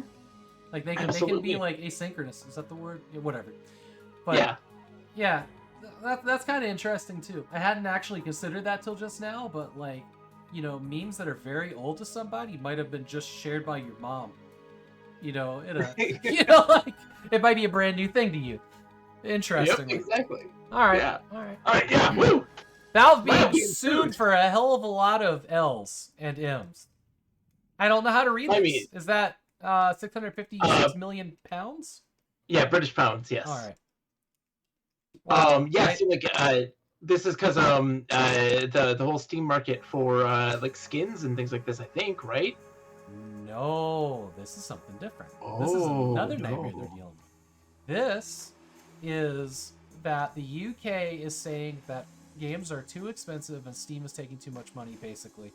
Valve is rigging the market and taking advantage of UK gamers, says Shotbolt, adding the lawsuit as an attempt to stop the unlawful conduct and help people get back what they are owed.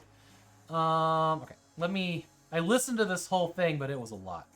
The accusation is made in a collective of actions filed against UK's Competition Appeal Tribunal by digital rights activist Vicky Shotbolt, as per an accompanying website encouraging people to join the claim. The suit alleges Valve's conduct amounts to an abuse of its dominant position, which is in breach of UK compliance law. It also argues that 14 million people in the UK have been overcharged for PC games as a result, and is seeking compensation between £22 and £44 for each one. 3 issues are central in the lawsuit, beginning with the claim Valve imposes price parity clauses on publishers and developers, preventing them from selling titles at a cheaper price on rival platforms. That's pretty fucked. Yeah. I don't like that. No. And I don't think that means like flash sales, but it's still not loving that. Yeah. The suit argues this limits customers' choice and harms competition, adding that Valve's decision to prohibit customers from purchasing DLC from their Steam games on rival platforms also restricts competition in the market. Now that doesn't make sense to me. Yeah, so if you download the DLC, buy and download the DLC from, the Epic Games Store and then on Steam, it doesn't work. Oh, well, if that's the actual issue here, fucking duh. Yeah. Like if the way I read this and interpreted it, and I think I'm wrong, I'm probably wrong on this, but I interpreted it as they were saying that Valve would say that you can only have the DLC on our store and we're not going to allow you to sell it on other stores, so that they can only buy the base game over on Uplay or where GOG, and then on Steam is the place that you buy it if you want to buy all the DLC. That's what I read, but I think I'm wrong there. Yeah, I mean, it might be right in some instances, but yeah, I think it's just that it's not compatible. So you can't go and buy DLC packages for games on a different platform that you'll apply to your Steam games. And they're like, well, that's not industry friendly. If that's the issue, like my reaction is like, boo-hoo. Like if you buy a game on the Nintendo Entertainment System, you can't play it on the Sega Genesis. I think that that is a fair assessment if the prices were the same, and I think there is where they're also getting at, where Steam is overcharging, and where the rival platforms are actually having the correct prices. I think that also might be why too, is that like, hey, people are wanting to pay the correct price for it, and they can't, use it. So yeah. Okay, I don't know how to say your name. I'm gonna say Kanori. I call it cannoli. You can call it. Yeah, cannoli. you said cannoli, and I'm like, those letters aren't even in there. No. You're right. You're right that and I'm gonna take back what I said because it was a bad example. You are correct. When you buy a game on PC, it's nice to think that it would be available on all of PC. I get that, and that is definitely something to take into consider that I wasn't considering at the moment. I mean, that said, like, you're paying when you buy a game on Steam, you are paying for more than just buying a PC game. If the game uses Steamworks for multiplayer, if it uses Steam Voice, if it has Steam achievements, like there is a packet of things that come with Steam and cloud saves that if when it comes down to brass tacks, it's probably going to be like, that's why it's more expensive, because you're getting these advanced features that aren't offered as well on other platforms, and nor should they. I mean, it'd be great if like you could buy it anywhere and it all use the same servers and whatnot, and you could share your DLC and share your friends and share your saves across multiple consoles, but that's just not realistic. That's not. I would be shocked if we ever lived in a world where that happened. I wish it would, but yeah. I don't. But then they also say that, like, because of that sort of thing, it also results in Steam inflating its prices, because they're like, you can only have your DLC work on our thing, so your DLC is going to cost more, so that you can pay for it. Like, there's a whole lot going on there. That's like they're using that platform exclusivity to charge more for people as a reason or excuse to do so. Where people are like, well, that's not fair, because there's you can buy the DLC somewhere else and still play it, or in a lot of cases buy the game on a completely different marketplace and play it with the people on Steam. And like, so why isn't there that weird interconnectivity where you could just buy a DLC and just have it install on there? It's like, it's weird. It is. I'm with the people on saying that you should be able to buy DLC anywhere online and have it work on your game that you bought on Steam, just because like that has never been not the case until we've had this. At times before, Steam would allow you to do that before. Let me remind everybody what that looked like digitally when it was done in the past. Okay? So first, we had expansion packs, we had stuff like that. You bought a disc, you installed it with your disc. That's still like the same form, right? Yeah. If you'd have bought it on Steam, it would have come with that. The times that what you're suggesting was tried were probably one of the darkest moments as far as DLC is concerned, and we're going to talk about BioWare points. Ooh. Okay? Because that was a goddamn scam. Now, you could buy it on Steam, you could buy it on Origin, you could buy it on Xbox 360, you could buy it on PS3, and then you could go to the developer, the publisher, and buy BioWare points, and you could get it for whatever thing it was. And that was, the scam there was that they didn't sell them in the same size packs. You couldn't buy it directly. Yeah, that's a mess. And you had to overbuy, and then there was nothing else to buy with your BioWare points, or you had to buy even more at a higher price. And it was truly disgusting. And so I understand that that's something that we haven't. Fuck, that's normalized now. Jesus That's Christ, no! Every online game, every fucking game that has a MMO battle is like pass, that now. Okay. every MMO has that now. Yeah. Welcome to the new normal. Welcome to the new normal. This is where we live now. This is why I also both love and hate MMORPGs because of that. Fuck, I quit. Yeah. I was sitting here like it's just me not playing MMOs. And then I was thinking about like as I described this like nightmare scenario that didn't come to pass. I'm like, why does that sound familiar? And then I'm thinking about Last Epoch. Last Epoch has a store that sells points. Last Epoch, yeah. Yeah. Fuck. Yeah. It's wild. It's wild. Just breathe. It's gonna be okay. That's the worst news ever. 76. Yeah. Man. Meanwhile, in the darkest timeline, we all saw a glimpse of a world that wasn't so bad from the one we're living in. Yep. It's that weird era of just like capitalism excessive in the games industry where they're just like profit at all costs. Profit at all costs. Jillax playing Diablo 4, where's the store tab? Look, why is there a store tab? Yes. I did buy some goodies for Path of Exile when I started playing it. I went into their store and bought it, but I think I bought them outright. No, I had to buy points. They had points. Yeah. But Path of Exile is free to play. It is. It is. And I have absolutely no quarrels with giving them some money for the 40 hours that I put into it. That felt fair.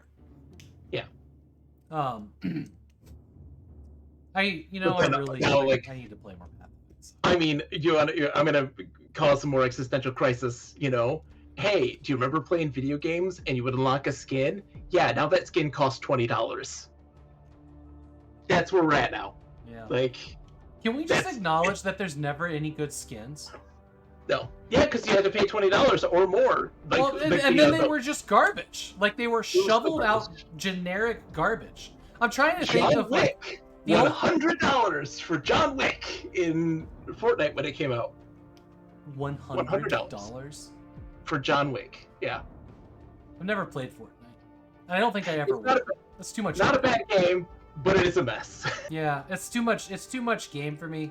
I think I don't have time for something that big anymore. I'm trying to think of because like Ubisoft, they're like all the Far Cry games. They're like pre-order now and get the special mission.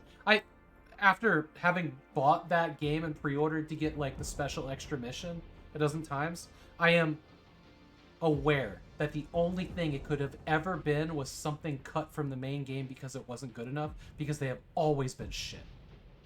Don't you want to go? Get the special edition for Outlaws and get the special Jabba mission only on PlayStation 4. 5. See, that's just silly, and you know it was cut from the game. I promise it was cut from the game. When that game comes out, I want somebody to, well, don't jade the game for yourself, but go into it being like, did this get cut from the final game? Because that's Ubisoft's MO. And sorry for being like the negative Nancy here, but I felt that with all the Far Cry games. I loved them. And it didn't ruin my experience, but I saw a pattern after a while. So I will say this. There was one skin recently. Because, like, if everything's on sale on Steam, I'm going to buy all the skins and then just try them all out. But, like, and if there's ever a skin that I'm like, I'm going to pay money for that, it's a female outfit, it's a pretty dress or whatever. But the one that got me excited, that made me pre-order a game, because I haven't really pre-ordered a AAA game in a while, with one exception. There was like a Han Solo type outfit for the character,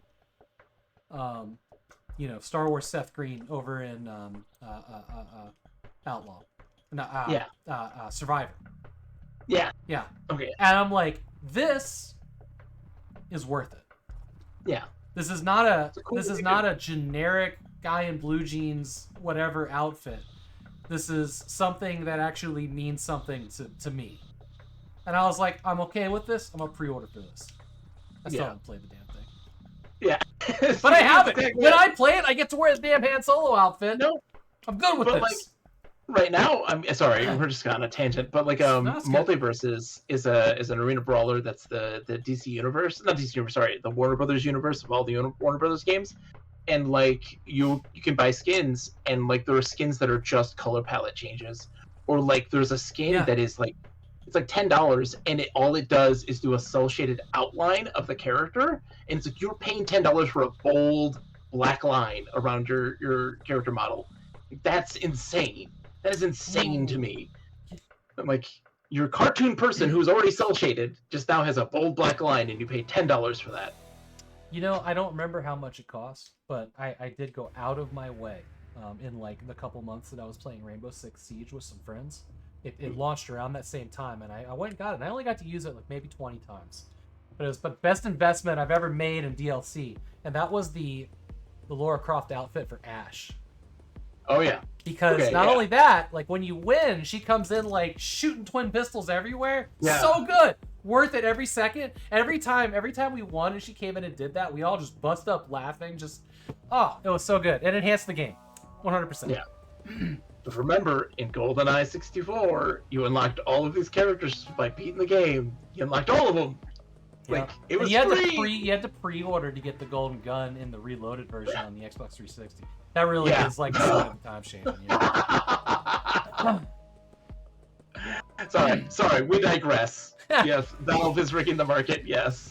Well, see, the thing is like, I still consider Valve to be the cheapest place to buy games. It's still my preferred place to buy games. Unless they're an older game, then I'm going to buy it on GOG, because just more and more I can get those to run better on older machines, and that's good. Oh, yeah.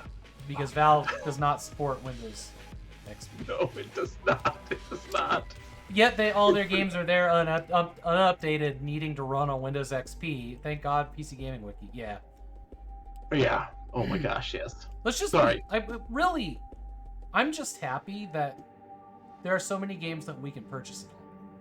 Yeah. The beauty and glory of GOG is just the fact that there are so many old games and a lot of stuff from like the early 2000s that were just lost to time for so long are finally available to play. And like those things are not even like it's different than like a game from like the 1980s, like where you can easily DOS box it in some way. Like the early 2000s, it is a pain. The mid 1990s, such a pain to get those games working on modern machines, and like having that stuff kind of be a one-stop shop for that is nice. Oh my gosh. Well, I mean, still, there's never really been like a great thing for like the Windows 95 era. That's the reason that I have old hardware. Windows 95 era games, getting them to run on a modern machine. I'm talking about like, Hellbender's a dog, something like Klingon Honor Guard's bullshit.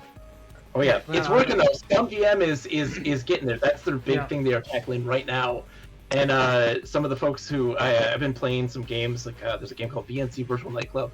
I was playing that, and there's a guy who's like, I'm working on getting this ported over to Scum VM, And oh my gosh, like let me tell you about how ridiculous this game is and how difficult it is. And a lot of people are working hard on making Windows 95 games working properly. But Yeah. man, is it a struggle. Sorry, we digress. We good. I have no fucking clue. Where are we here? All right, how about this one? How about this one? Okay, yes. So I read this title and I'm like, oh god, people are just mad about not Kojima, Konami games at this point, Metal Gear games. And then I read the whole title and I'm like, oh, ain't this fucking interesting? So Metal Gear Solid 3, the title says fans fear for Snake's life as Konami reveals stealth remake will permanently scar its protagonist. This is going to end badly. Like, it's just all negative, negative, negative. There was another one that was like, they're gonna turn Snake into a walking mummy, which, like, if you read that on the surface, it's like, it doesn't say what it actually means. What it actually means is they have a really cool feature in this game that we should all be excited about. But it's just so, like, negatively worded. Like, what is this bullshit? So, okay. Apparently, the scars you get in this game are going to carry on through the game, through the cutscenes. Tears in your clothing are going to stay on them. Bullet holes. That's cool. I love it. I love it. Yeah, scars from knife damage and like all of that stuff is going to be there. I'm down for that. When they said that was going to be a thing in like Fable on the Xbox, I was down for it, even though it was implemented weirdly. I love that stuff, and especially with a cinematic game that is like Metal Gear Solid, it's really awesome to, as you progress, be put in these situations where you get to see that struggle because he's supposed to be. Yeah. You're coming in with nothing, and Metal Gear Solid 3 has always been about everything's POS, procure on site. Yep, it's just a struggle, and having to make do with what you have, and that journey is great. Oh my gosh, that's funny. Oh my god, is this the guy that got stung by bees? Was Payne bees? Was he the bee guy? Yes. Oh god, that's just oh my gosh. I'm you know what I think that the majority of people actually are embracing this. So fans are having fun with this. Yeah, they are. I think that they've embraced it because I think that it's actually like legitimately like, oh, it's not just a one-to-one remake of the game. They are trying to do something new here, and it is something that fits the theme and elements of the game. And I think that that's a positive. Will it succeed? Will the game be good? I don't know. Konami is they're going through some things, but like I'm down with it, man. I'm all in on this, and I started to because I just expect that people are gonna shit on it because it's not Kojima, and that nobody's allowed to make Metal Gear Solid unless it's Kojima. And like, Kojima didn't even want to make Metal Gear Solid. What's that? He said Kojima didn't even want to make any more Metal Gear Solid. Yeah, and there's part of me that's like, oh yeah, he was there doing it right. That's probably good. But like, I'm good with Kojima making Death Stranding games. Yeah, I want Kojima to let him make what he wants to make. If that guy's not making the thing that he wants to make, it's gonna be shit. Like, just let him do what he wants to do, and that's what he wants to do. He doesn't want to do Metal Gear Solid, fucking great. But I still think that there's a place for more Metal Gear Solid games. You know why? There has to be. Yeah. No one will give us more Splinter Cell. Fuck. Yeah. Oh. Please. We want years I've been waiting. Slow methodical stealth, please. Let's just have more slow methodical stealth, please. Please, before Michael Ironside leaves us. Yes. Fuck.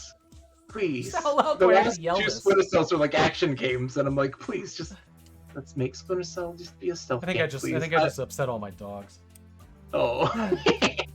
This is I'm sorry, chat. It's my fault. I'm with you on Team Splinter Cell. Like, I love Splinter Cell so much, and it's my type of stealth game, and it ruined stealth games for me because I played them like Splinter Cell. It's like, no, that's not how you play this game. What are you doing?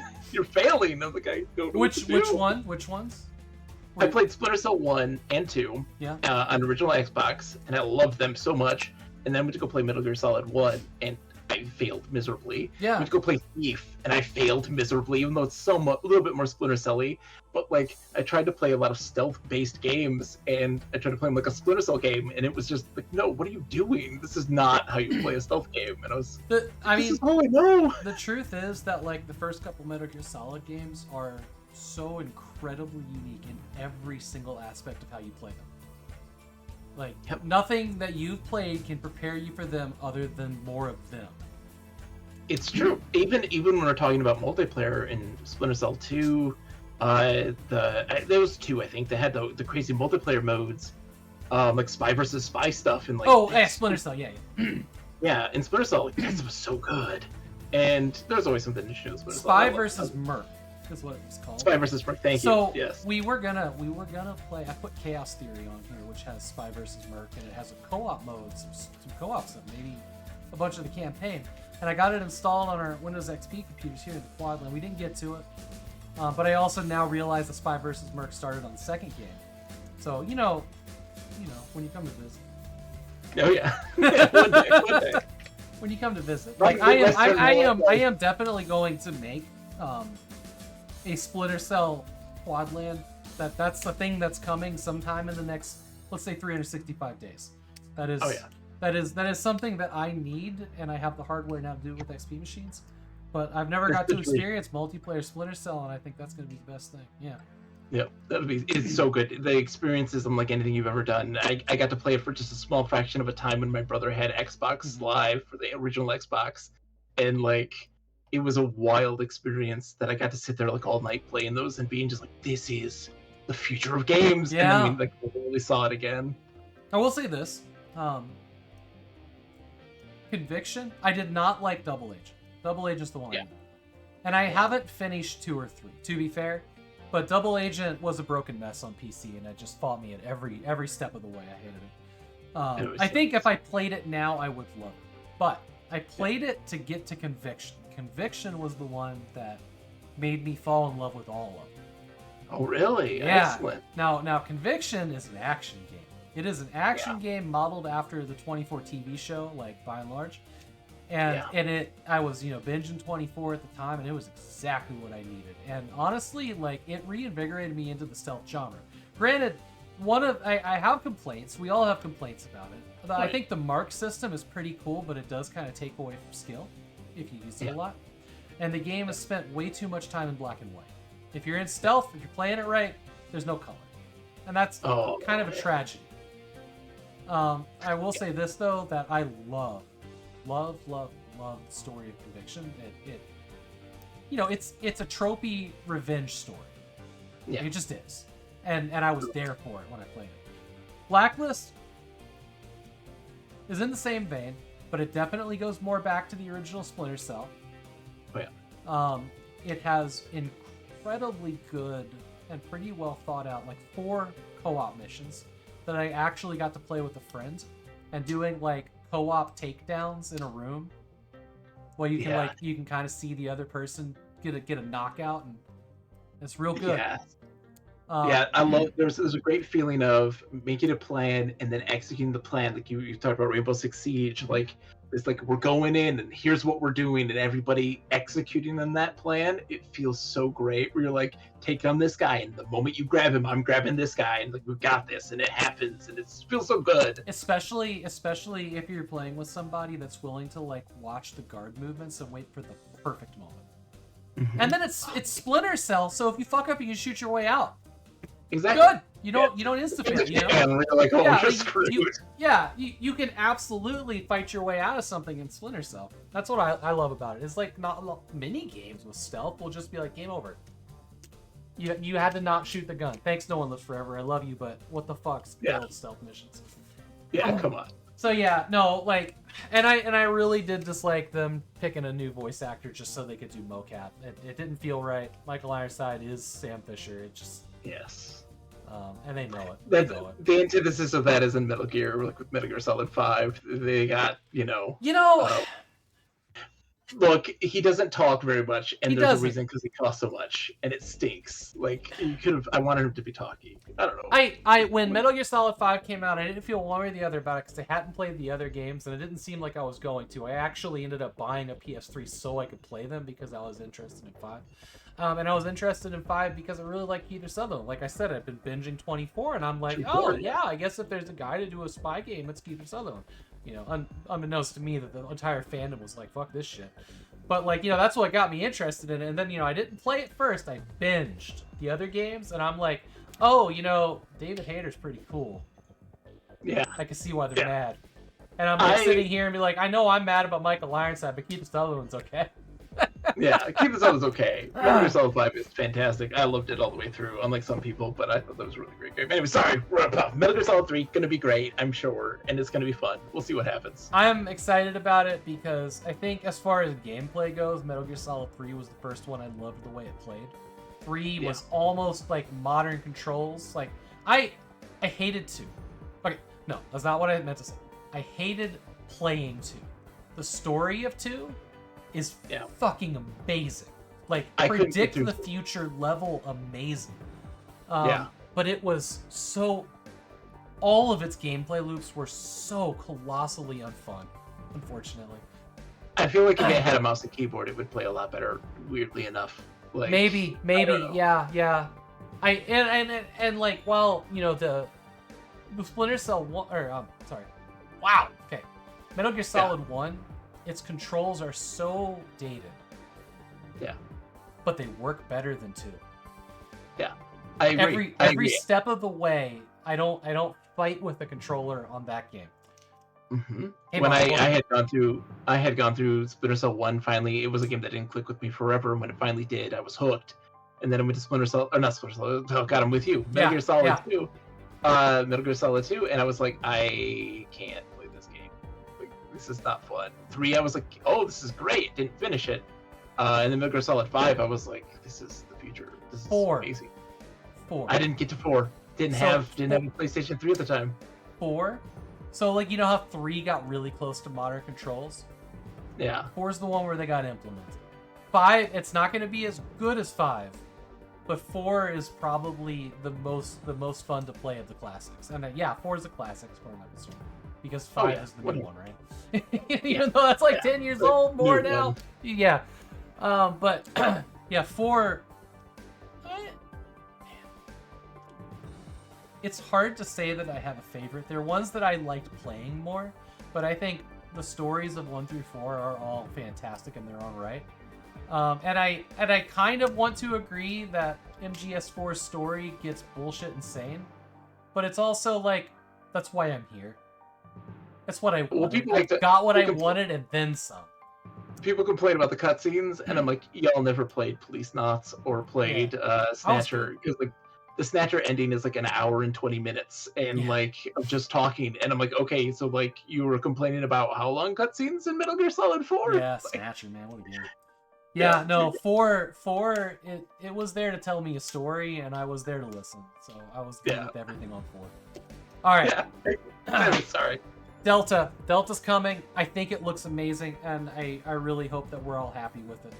Because fingers crossed. Yeah. We might just scrap games tonight, I'll be honest. Right?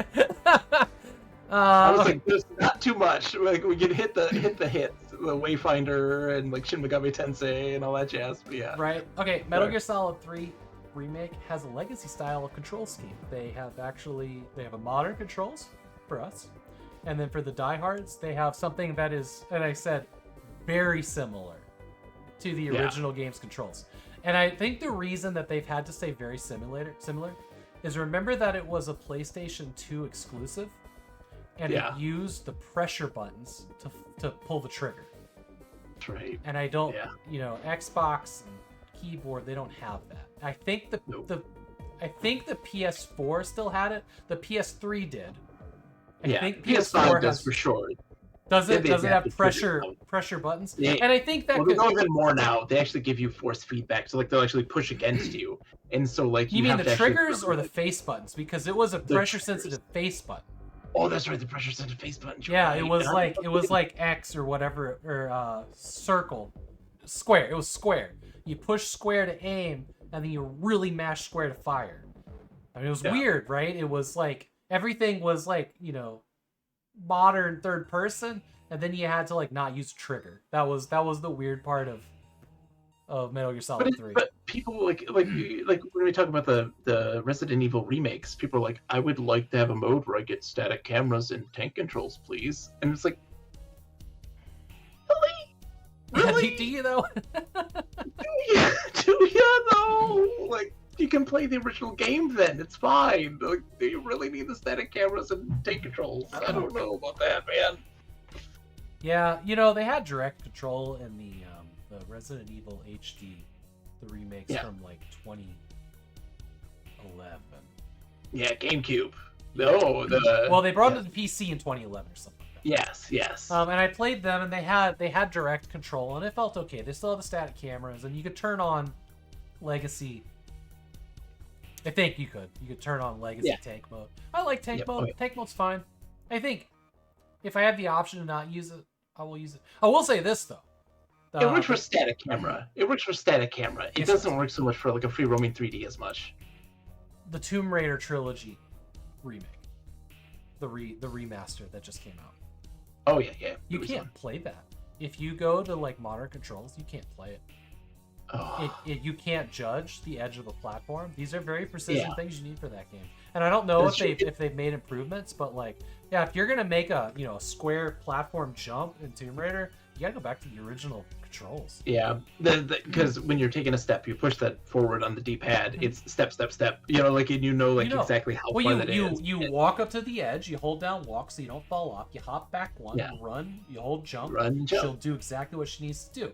But when you're doing modern controls, it like moves up, like a wrong amount, and then you fall off. And Sacker says Tomb Raider's a grid. It's very precise. It is, but your character does not have to abide by the grid. Exactly. Which is the thing. Is like you have to make the character abide to the grid for her jumps and her grabs and all of her stunts to work. Otherwise they won't. So adding like, just this free roaming like direct control mode, it's great for running around an open area. It's great for dealing with combat. Having free control of the camera is fantastic. But the second you've got to do a precision jump, which is a lot of the game, most of the game, more than combat. Combat's very scarce in those games. Oh yeah.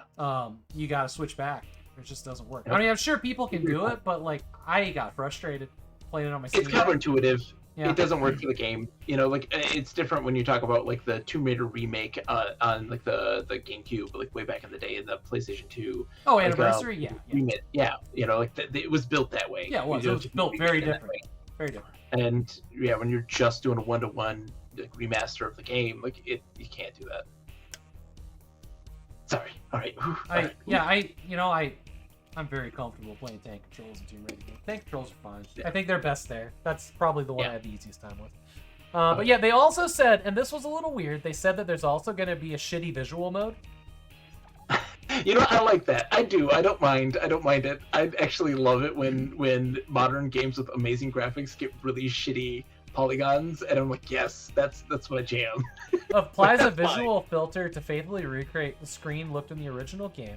If you don't want to play the smooth, polished look of Delta, simply whack the Legacy style, and you'll get Konami's remake, a more aged look.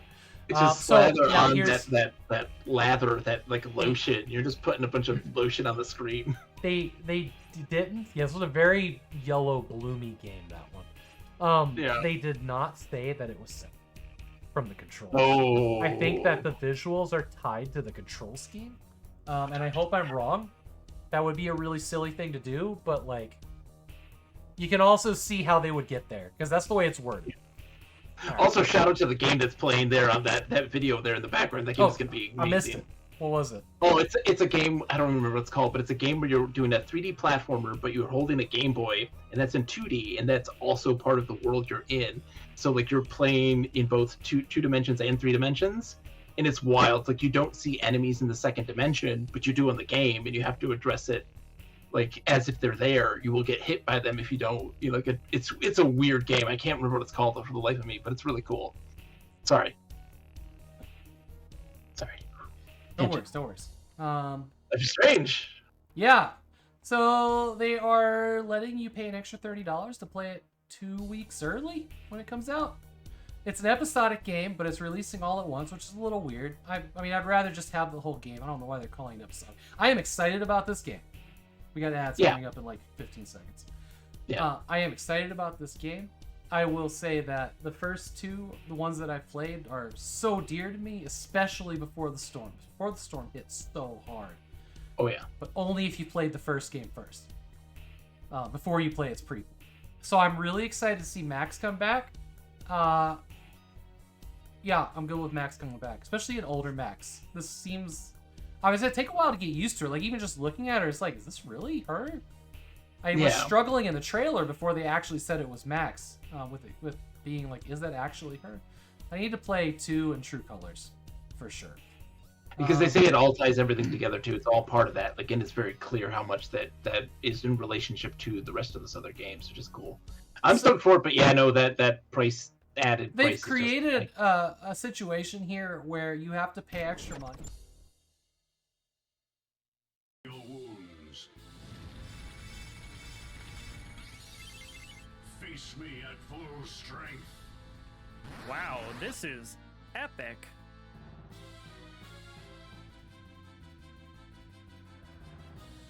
Alright, I guess we're doing this.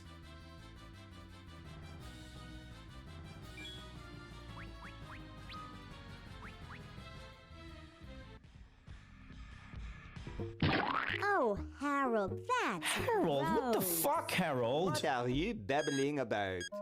You really should have told the judges Yeah. you weren't feeling Fucking well. Harold, Jesus Christ. Oh, ick. Oh, Now, yeah. how did that mess get in there? Oh, how did it get here? Oh, I don't know. Someone in here not feeling well? You would hang out in my Discord if I were there. You're so sweet, Angie. What did the world do to deserve you? I can't have anyone look at me when I do this. Blush, bish, blush, blish, blush, blush, bush, bosh, bosh, bosh, bosh, bish, bosh, bish, bosh, bosh, bosh, bosh. There you go. My embarrassment is complete, and I keep. I haven't lost more health.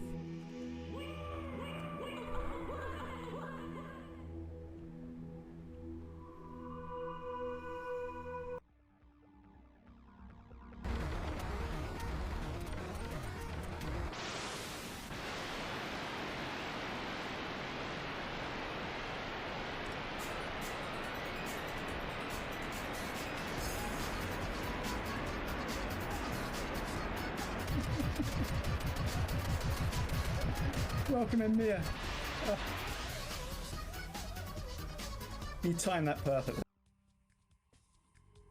You ready for this? Here we go. Behold. Welcome in Longshot just in time for some sneak peek action here. We're getting our first look at the Atari 2600 Plus. Brand new console. Just out. Literally just out. Just shipping right now. I pre-ordered this puppy, and we got it. Doesn't that look beautiful? This will play original 2600 game cartridges and 7800 Atari 7800 game. Myself some good food here, some shawarma that I made myself with some pita bread.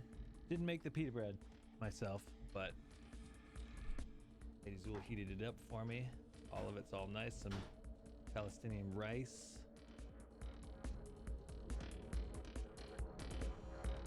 Yum. Okay, so.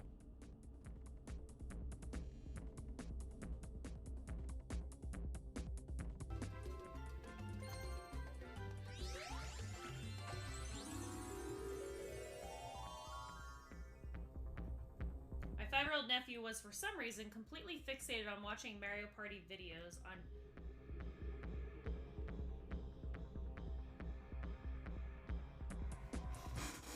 Excuse me?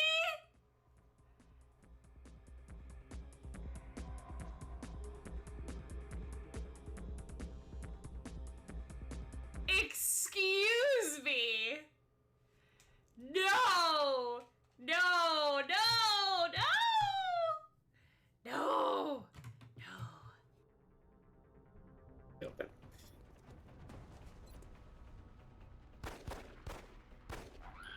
He's down. Operational objectives complete. Okay.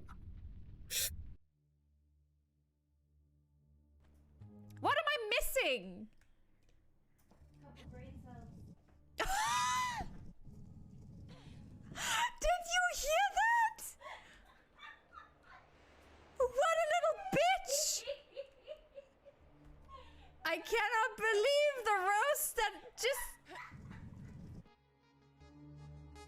Yeah, well, I was believing that there would be fall damage, so that was a problem. No, I need the symbol of Earth for that door. Where's the symbol of war? Where's the war door? That is going to be back here.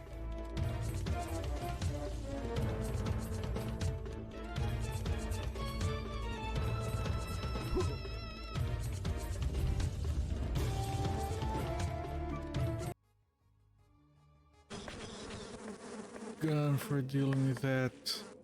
I don't have enough. Well, I do have ammo now, never mind.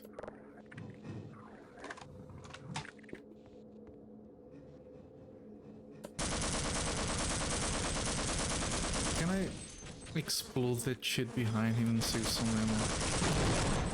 There you go. I might have killed two actually.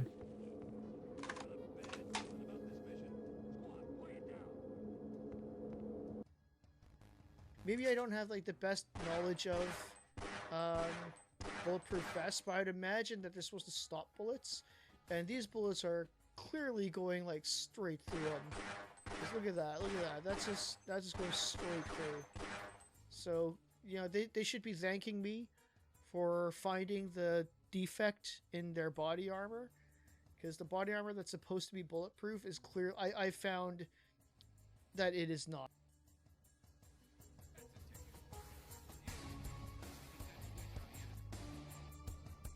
Okay.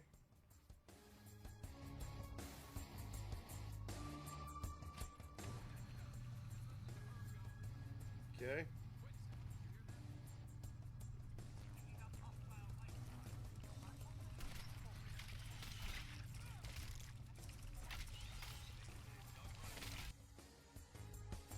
Go for this one, and then hook that. Oh, it did it. Okay. I couldn't get that from a straight shot, so that works perfectly.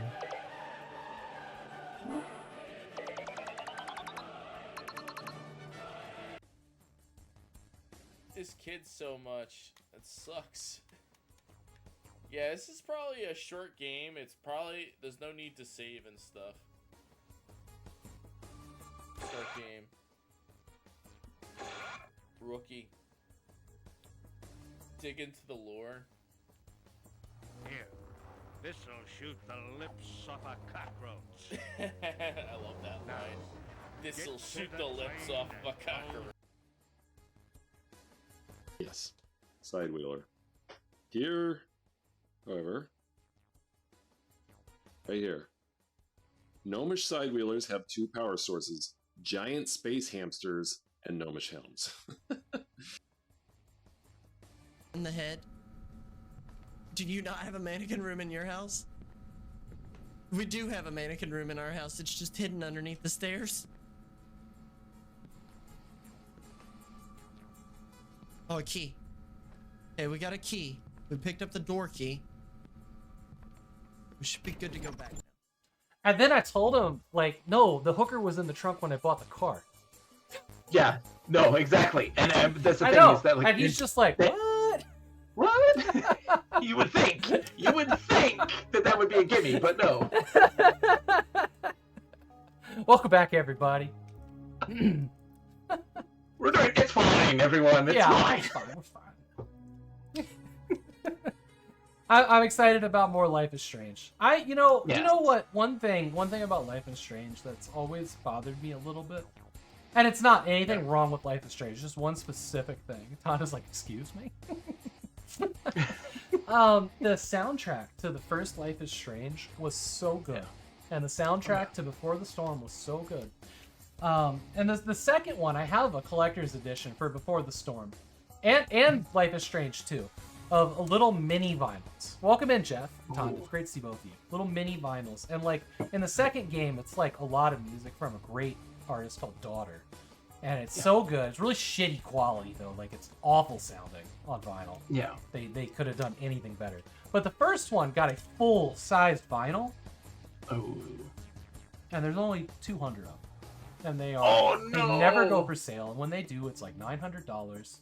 And I want it so bad it hurts me. I was gonna say I only have one vinyl in my life, and here it is. I was gonna say if he pulls this vinyl off his shelf, No, I'm not gonna pull that Ah, off. Shenmue. It's my Nice, only game. nice. My Shenmue vinyl. That's not even opened yet. I don't have a record player, but that is my nice. That's my I will I treasure mean, that always. vinyls are as much a work of art with the size that they're covered. You know. It's true. Hey, I got into collecting vinyl, and I haven't been able to stop because, well, you know, the thing about vinyl is, we started buying vinyl. We got some Jimi Hendrix or whatever, and then it was like, you know, we just like, yeah, it's fine. It's very tinny. We had a shitty vinyl player, and I was like, yeah, I guess does vinyl not have bass in it? No, the vinyl player we had did not produce bass.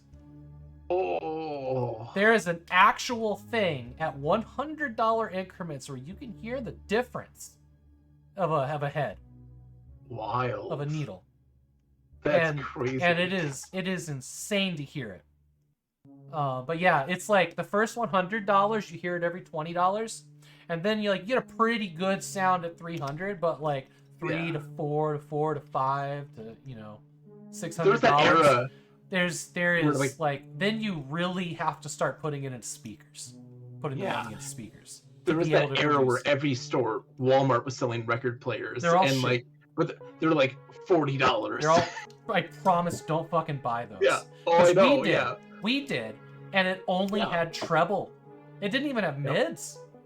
Yeah. Like we put it through our stereo, the subwoofer just kind of buzzed a little bit.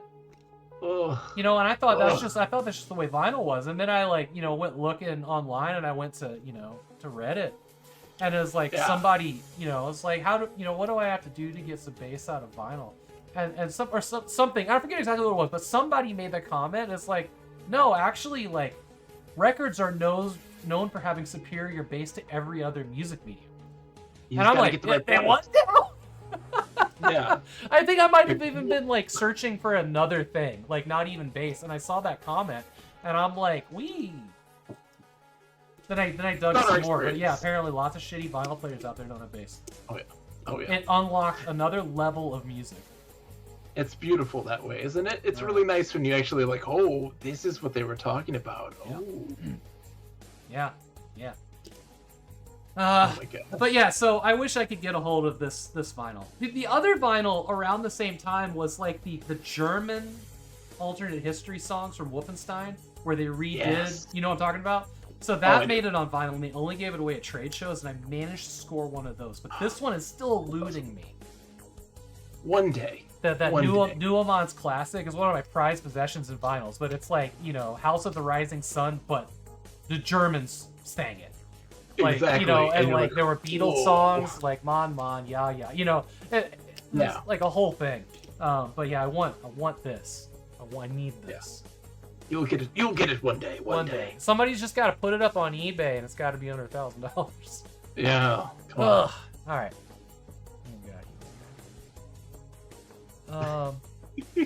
I'm just gonna skip this one because there's nothing here. But Phil Spencer thinks that Xbox should have a handheld. It is a nothing burger. Yeah. It's him making the comment of like, we should probably have one too. All right, now this one. Steam Deck. Yeah. Oh my gosh. This one's funny. This one is so funny. I don't know anything about this game, but the way this is worded is hilarious to me. RPG devs can't add dating system because team lacks real life experience. Wow.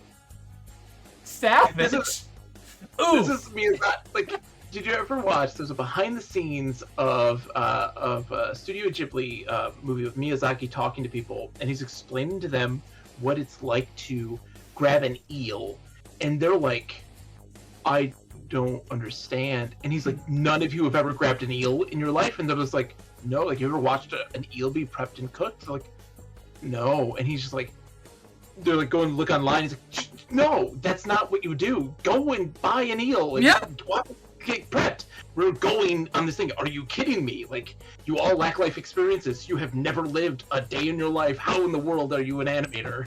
And like, just going nuts. And I'm like, yep, this is this. This is this. This is amazing.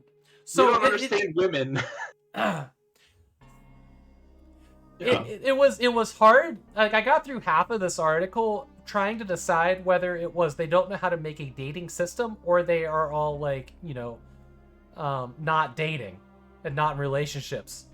And it could just be them being like, that's not our plan for this game. Like, we're not making a Persona Maybe. game. Like, we're not making, you know. Maybe. Also, the Yeah. game's called Abandoned Children, which feels weird to have a dating sim in, I guess, maybe? I don't know. Oh, it's because it's a tactical RPG and Fire Emblem had a dating system. Oh, is that what's happening here? Okay. That's what's happening there. Everybody liked the dating system in that, and they wanted that. Also, the one review, the reason this happened, somebody did a Steam review and it said, really good game, only complaint, no waifu dating system. The developer in response said, dating system. It's a feature a lot of people wanted, but my team members have no experience with it, even in real life. Oh, that cleared that up. That fucking cleared that up. Thanks for the review. I mean, that's cheeky. That's So now I'm sitting here wondering. Now I'm sitting here wondering if it's like it's total bullshit, but the guy that was in charge of answering this review is like, I'll get those fuckers. Now everybody's gonna think they're incels or something, you know? Yeah. Maybe the troll is far less for us and more on his coworkers. Because honestly, I kind of respect that more. It's like Steven accounting. He does no game right now. He's Yeah. Yeah, there's probably some in-office joke we're not aware of that may come out in a couple years. But yeah, no. But like, someone's gonna want. The one guy is like, we need to have a dating system. It's like, no, we're not doing that. We don't have the money. We don't have the time. And probably the joke is like, Rob, what would you know about that? Yeah, exactly. What have you ever had And it's a just been an girlfriend? in-joke in the office forever. That would be wonderful. That would be wonderful. If it's just like this deep cut to an in-joke that we just aren't aware of. Either way, this article is something. It's everything. It's all the things all at once. Okay. This one got weirdly dark. I mean, as it does. Basically, as we've all come to realize, there are two types of people in the world. There are the people that think Starship Troopers is an action movie, and there are those that realize it's satire parody of War Machine. How anyone in their right mind can't understand that it's satire when you watch the commercials in that movie. Like that, it's so clearly satire. And it's yet, the people who miss the message in Fight Club. They think it's something. Like, no, that's not. No, dude, that's no. You know, Please Fight stop. Club's about when I think about this, Fight Club's about the only movie that really like it's next to it, isn't it? Yeah, the one where Yeah. people just so drastically get the message completely wrong, and you're like, okay. Yeah, there's Okay. there's three things that sit in this. Like, if you take them at face value, you won't get it. And it's like Starship Troopers, Fight Club, Twin Peaks. Oh, there you go. Yeah. Oh man. That's like the trifecta of you really have to open your mind or like do some research first. But no, No. Starship Troopers. I'm glad people are getting it, and it's getting bigger for Yep. sure. So the author says he likes the end of the movie Fight Club, and then he Yep. does the end of the Yep. book. That's actually really interesting. In the commentary of the movie Fight Club with Chuck Palahniuk, the entire time he's like, "This is the only time in my entire life where I've ever said like the movie's better than the book." Like he's like, "My book's nothing compared to the movie." I'm with Apple here. When I was, let's say I was 13 when this came out. Somewhere between, I had to have been like 12 or 13. And this movie came out, and you know, my brain was like, action, boobs, action, Boobs. more boobs, action. And you know, I didn't get it. I didn't get it back then because this was like, you know, this was like Aliens 2 except different. And that's really all I saw. But as I grew up, and as you know, a lot of us do, like we start to see things different. We experience stuff, whatever. But yeah, I really see this movie now, and it is something. Kids get a pass. They don't have to get it. Like it's okay. Like you know, I watched a movie as a kid, and I had no idea of any of the things that were going on, really. And like, yeah, but like as an adult, you watch Starship Troopers, and you go, man, that kicks ass. And it's like, yeah. I don't think you realize what that movie's about. The thing is, it's also a very good action movie. Oh yeah. It is actually both. Oh yeah. And Yeah, that's just super interesting. That's not actually what this article's about. It does talk about that. One of the things that's in here, so people think that it's pro-Nazi. Yeah. And not a number of people that will actually like feel comfortable going up to Casper Van Dien, and just be like, I need you to do the Hitler salute, you know, for a picture. Really? And he's Are like, you are you mad? fucking serious? Like, my granddad, you know, fought the Nazis. Like, we're not doing this. People acquire stuff like that. That's like a massive tool of those people is acquiring something as their own and Yeah. taking it a completely different shape. And that's the case with this, and it sucks because this is a fantastic, you know, piece of media, a fantastic novel because it was a book as well, and really good, really good. So one of the other things this talks about is, you know, there's apparently a really good, it looks great, I haven't played it, but a really good Starship Troopers Extraction game, or Extermination. Yeah. Extermination. And there's also that other game that everybody's playing right now, Helldivers 2, which is very much the same thing with like the same satire. Oh yeah. And that's really cool. So there's been a huge resurgence in Starship Troopers, as well as Casper Van Diem's role in it. He's actually they're adding a single player campaign to Extermination, and he's going to be voicing the guy that gives you orders. That's awesome. Fuck yeah, it is. That is great. Yeah. I don't really know what else this guy's done other than this. Like, he's just not an actor that I've run into often at all. I was gonna say. We're on a rabbit hole. Let's go. As always, as one does. I think he came I was back in gonna like the say- third movie or something. I never did watch the second two, but I did buy all three of them recently. Yeah, I was gonna say he didn't do much, just like that, and then a lot of schlock, low budget stuff. Actually, looks I like- think he's been in every Starship Troopers movie. Yeah, he has been. Good. That's wild. Yeah. The more you know. Second movie, no. Well, hang on. There's No, I mean, as in good. I think the second movie is not great. Third movie, good. Maybe I don't know. Well, also he has aged like Dirk Benedict. Oh yeah. A handsome dude. That. Interesting. You know what I hate when Wikipedia articles are like, here's their career, and it's all in paragraphs. Like, give me the list. Yeah. Just give me the list. Just give me the list. Wait, are He you was in telling me? Casper Van Dien. Are you telling me that this was like the third movie he was ever in with Starship Troopers? Holy shit! Yeah, that would. I think that may be his like first big like starring role, because like he played bystander in Casper: A Spirited Beginning. Yeah. Well, apparently he did Tarzan. Or was a Tarzan? Oh man. Interesting. Wow. He, Dracula 3000. Yeah, there's a movie that I wish I hadn't seen. It's probably, if I watched it now, I'd be like, this is brilliant! But I hated that one I saw before. Yeah, Starship Troopers Invasion, direct-to-video. What was this, 2012? So 3 Marauder. Oh, okay, so he wasn't in Starship Troopers 2, but apparently there was another Starship Troopers. I don't see if there's been anything else I've seen. Traders of Marge. Direct-to-video. Yeah. How many movies have there been now? Guessing a lot. Oh, he was in Alita Battle Angel? I don't think I caught that. Oh, okay. That's a movie I would like to watch again, because I watched it and I did not like it. I didn't care for it at all. And then I've been told over and over again that I clearly missed something, that it's a great movie. And I want There's to go a back. lot of people. They have that thing. They have this thing that they say like, oh, like there's something here. And when people say that, when someone's like, oh no, like trust me, there's something here that's really great. They usually are right. Yeah. And I'm like, I'm listening to you. Yeah, let's see. Yeah, so I want to go back and give that one another shot. And, you know, maybe if it's that I lack the source material, fine.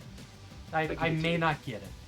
But, like, I just remember being really disappointed when I watched it. Just because I wanted a good action movie and it just was kind of a schlock. But, you know, I'll give it another shot. Huh. Oh, poor dude. He hasn't been in too much. He should be in more. Come on. Give Casper Van Dien a role. He's in a lot of TV shows. He's in some video games. He's in a couple of video games. That's cool. Starship Troopers games. Wing Commander 4. Confed redshirt number 3. Wait, Wing he was Commander wait, he 4. was in Wing Commander? Wow. As Confed redshirt number 3. Huh. Neat. He should have better roll. Better roll. Come on now. I had no idea there. Yeah. That's amazing. The more you know. Yeah. Alright, what we got next? Oh boy. Okay. We're getting towards something that is hilarious. Hilarious. Alright, we're gonna swing by this one real quick. This is the first official video game in the Star Wars universe. I mean, that's not true. It's not true. That chess game is a video game. So now that's like saying playing D&D with your friends on a tablet is a video game. If you got holograms that you're manipulating, it is a video game. You can't play that game. But it's with still a regular pieces. tabletop. Is battle chess on the PC? Is that not a video game? Look, you're digging hard into something I care about, and you know I can't argue with what you're saying. Hold on. What about in Knights of the Old Republic, when you play the gambling game, you're going up to a machine and playing it, and it is on a screen. Like, I don't know about that one. Yeah. I mean, I know what I haven't seen, and I know what this article claims to be fact. Yes. And they definitely were like, that is a tabletop one, and I don't think they bring up the other one. KOTOR is not Oh. Okay. All right. Canonical appearance. There you go. There you go. All right. 1 point to Sakura. Thank you, Sakura. She takes like 10 points from us and only gains 1. Yeah. But to be fair, this is actually pretty cool. It's pretty cool. Yeah. Down with it. Sure. That's cool. I mean, it's a lot cooler than Death Sticks. Yes. Oh god, anything's cooler than. What about Dexter Jetster in his, 40s diner? Let's see, what do we got? Oh, yeah. Okay. This is the best news article. Like, we could pretty much just like do this one and go home if we wanted. I lost it. Hang on. All right. Terraria is pleased to announce their new refund policy, and it is so. If you get mad at this, like, just go home. This is good. This is good. You can refund the game for any reason. The only stipulation is that you have to beat the founder in PvP. PvP. Yep. You have to beat Redigit official in PvP, and they'll give you a refund for their sub $10 game. For any reason, no questions no matter asked. how many hours. You just message them. It's like, I'd like a refund, and he's gonna say 1v1 me, mate. And if you win, here's my schedule. Your slot. And if you have played the game enough to be able to beat him in PvP, I love this so much. This feels like an April Fool's joke, and I'm glad down. it isn't. There used to be an era of achievements that were. There was a multiplayer achievement that you could get in Xbox 360 games that is impossible to get now, and it's literally like beat a member of the dev team online. And I'm just like, Borderlands has I know a friend who played with a dev, and I managed to get that somehow. Yeah, it's just wild to me. Like that was a weird time that I actually genuinely love, and I'm glad that there's this. Yeah. Even though it's ridiculous, but I think it's just fantastic. Yeah, I mean, this is so ridiculous, it's amazing. But it humanizes the developer, Yeah, and that's it what does. needs so much. We need these things more in games where you. Where you sort of fight them. But no, if any person at any point, we don't view developers and development teams as people, and so we treat them like garbage. And it's like you need to humanize them more. And what better way to do that sort of thing than actually doing something silly and stupid just for the fun of it, and it makes people connect with them.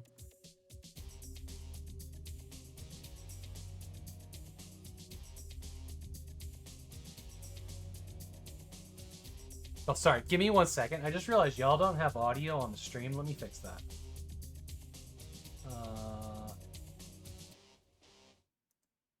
beat me in the jousting. You're the new CEO. Oh, could you imagine? Give me just 1 second here.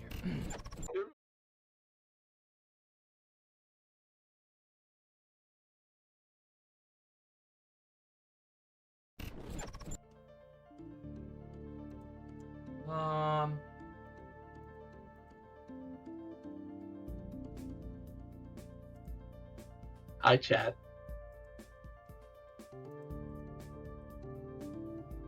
Okay, application, audio capture, browser audio. I don't know where. I don't know where the browser audio thing went, but.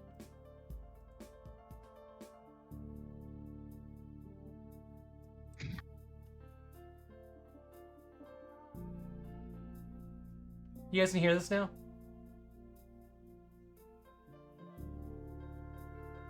This is quite a jousting match.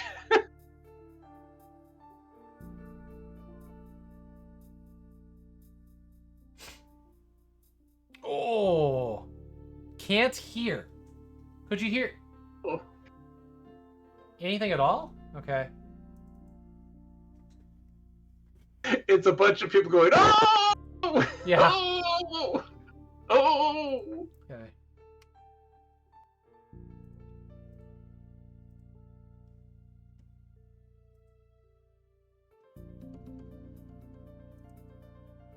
See?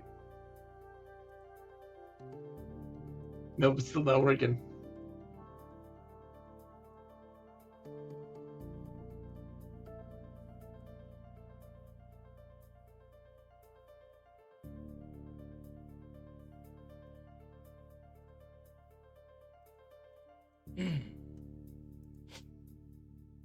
This is wild.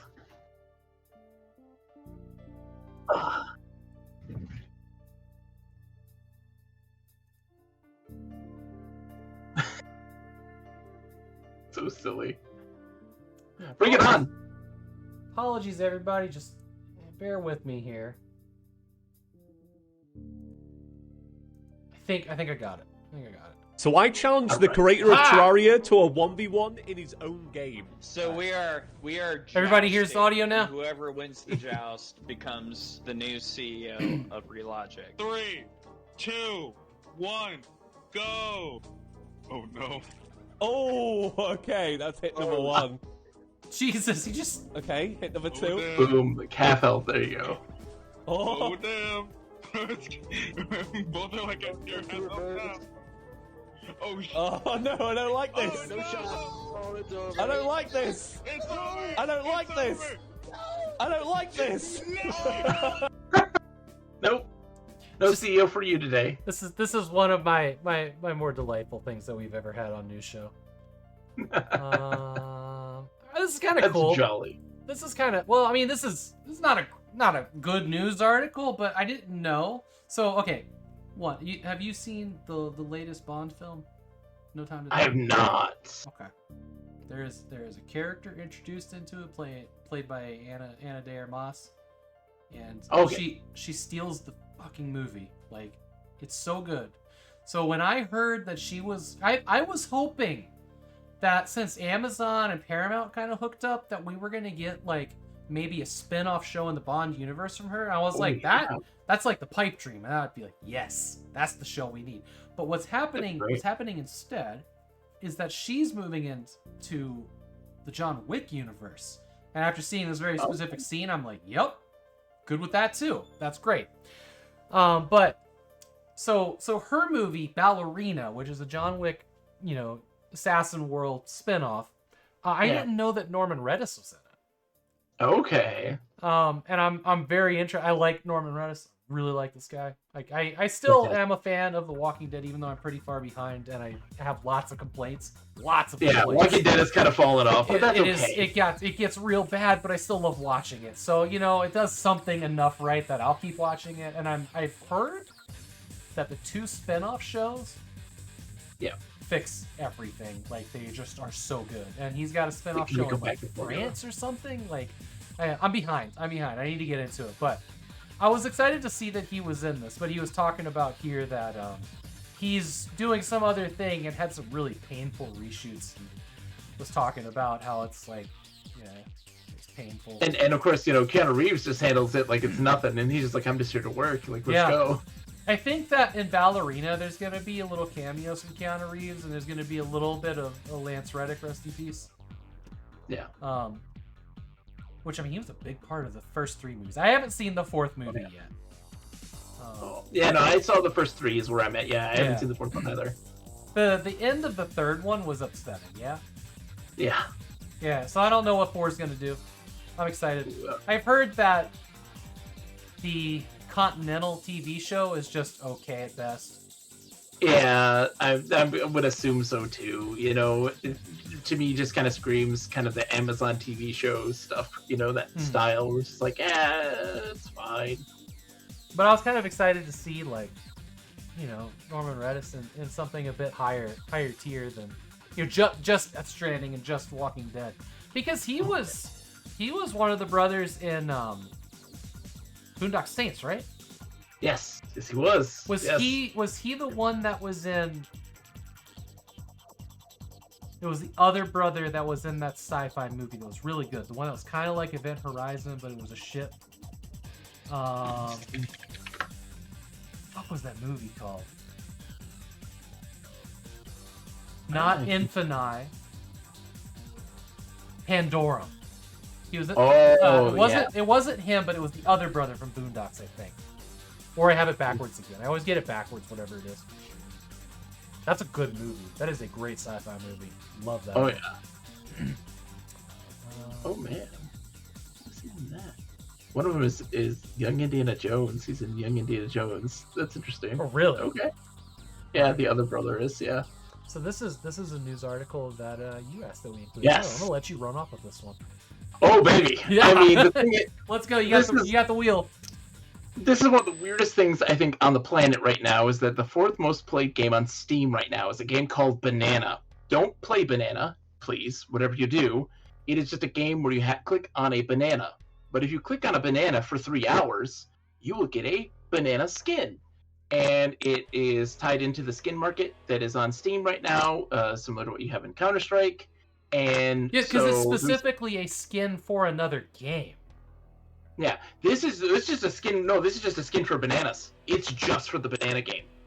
Because I was under the impression that you earned skins for Counter-Strike. Maybe I misread.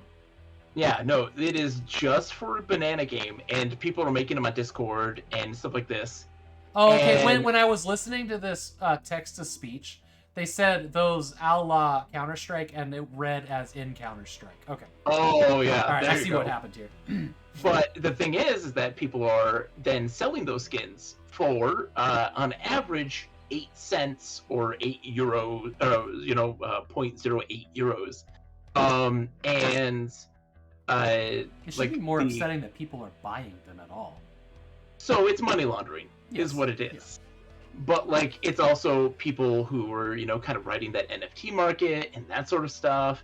And the developer is making like roughly around $6,000 a day off of the skin market, of getting their cut of the thing. It's only 10%, but they still get, like a whole lot of money from that with all these transactions. And some of these banana skins are selling for hundreds of dollars, and it's insane. And it is just for money laundering. But like, people are getting in on this, and people are thinking, oh, I can make a profit. And it's like, most people are making roughly, if they were to do this all day, about a penny. Like, you get about a penny. And in total profits, because after it's 8 cents and you get your cut of everything, like, you don't get much. But and it's because you have to sell for more than 3 cents or you get nothing back. Yeah, exactly. And but it's insane. Yeah, you're just literally clicking a banana and the number goes up. And so there's a lot of bots using it, of course. So people are, because it doesn't take much resources, people are now like have thousands of bots farming banana skins and trying to sell it. And there are people who are buying on one computer. Yeah, on one computer. Yeah. It's wild to me that this is a thing, that it is become such a phenomenon, and like it's predatory. It's crazy because there's also people who are buying those banana skins thinking, oh, it will go up in value, and it's like, no, this is the worst. And yeah, I'm too old for this shit. Exactly. And so I had to do this because I was talking about this with somebody recently, and I was just like, I can't believe this. It's it has like it's like 400,000 players or something like that. It's wild. Yeah. It's in the Steam top played games right now. Yeah, it's Probably and, three people have it pulled up 1,000 times on their computers, though. Yeah, but then no one would be buying them except for like it's crazy. But like even people who ran the numbers about like how much money this person's going to be making off of this, like the developer responded to this review where a person did a breakdown of why this is a scam, and the developer's like reaction is, "You're wrong because you are using euros as your basis, but we also take other types of currency like the US dollar and rubles." Wow. And it's just like that's how you were saying that they're wrong in this? Like this is insane. They also said that they've asked Valve to step in and help with some of the stuff. Yeah. I forget exactly what they said here. But Valve is making bank too. Valve's making a lot of bank. This game is printing money for Valve, yeah. Oh, Yeah. Here we go. Legal infinite money glitch. He admits the game is set up as a legal infinite money glitch. Players play. Oh my god, words. Most basic game on Earth. I mean, it's a market. People are paying for skins recently. He knows what reason they're paying for the skins. He says they reached out to Valve for help in stopping it, but I wonder if Valve will do anything for it. Because Valve's making money here. It'd be dumb for them to stop it. Yeah, the skin market is already skeezy enough as it is, and that it's been tied to gambling and a lot of scams and all that sort of stuff. And now it's being applied to a free-to-play game about clicking a banana, but that game is clearly designed for this in mind, in order to just take advantage of people on the rubes who are trying to get into this stuff. Man,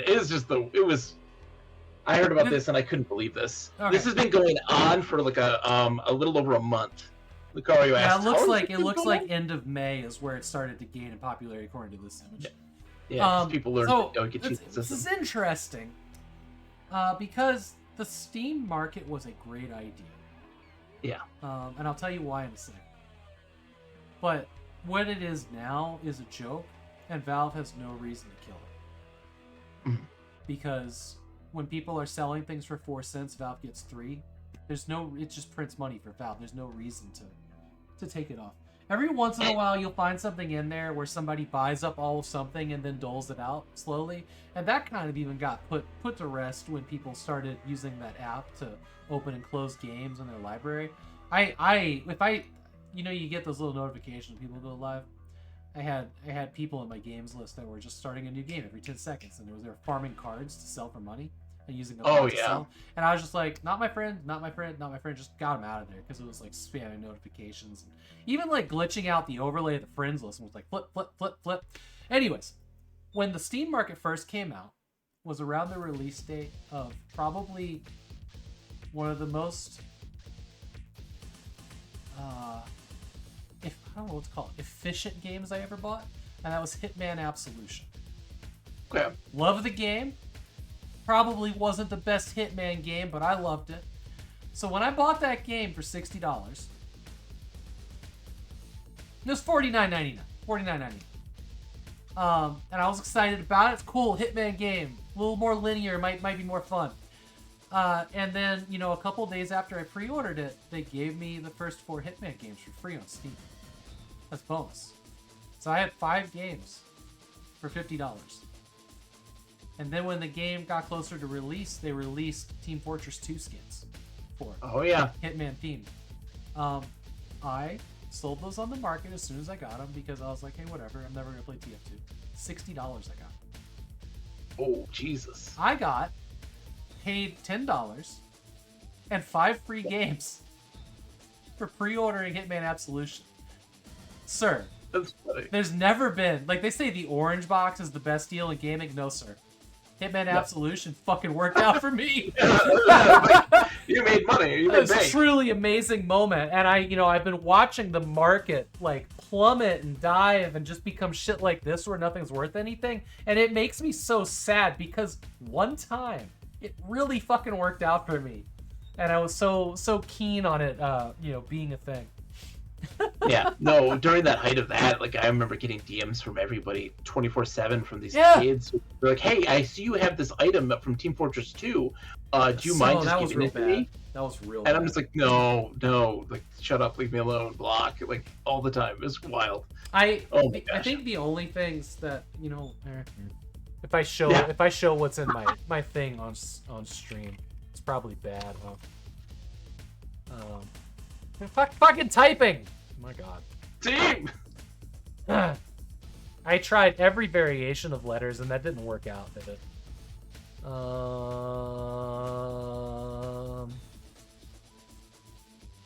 Oh god, where even is it now? I don't want that. Oh yeah, the inventory. Yeah, where is the inventory now? You and friends, I think, or maybe on your profile. It's like that's so. There you go, inventory. I do have like something in my inventory. If I ever was gonna like play. Oh my gosh, I see the Dead Island. I know, yeah. I had a million of those. You know, you remember they took this one off of Steam, the Castle of Illusion. I bought an extra copy, being like, maybe I can sell that at some point. I'm just still in my inventory. That big picture mode? No, this is mobile mode. When you zoom out Steam, it automatically goes to mobile mode. So when you zoom in, it gets the hamburger, becomes mobile, which is pretty cool. I actually got a lot. I did used to build cards and get the emotes, and it was pretty cool. And then Discord happened, and there was no point. Yeah, I was gonna say, like, when was the last time I used Steam Chat?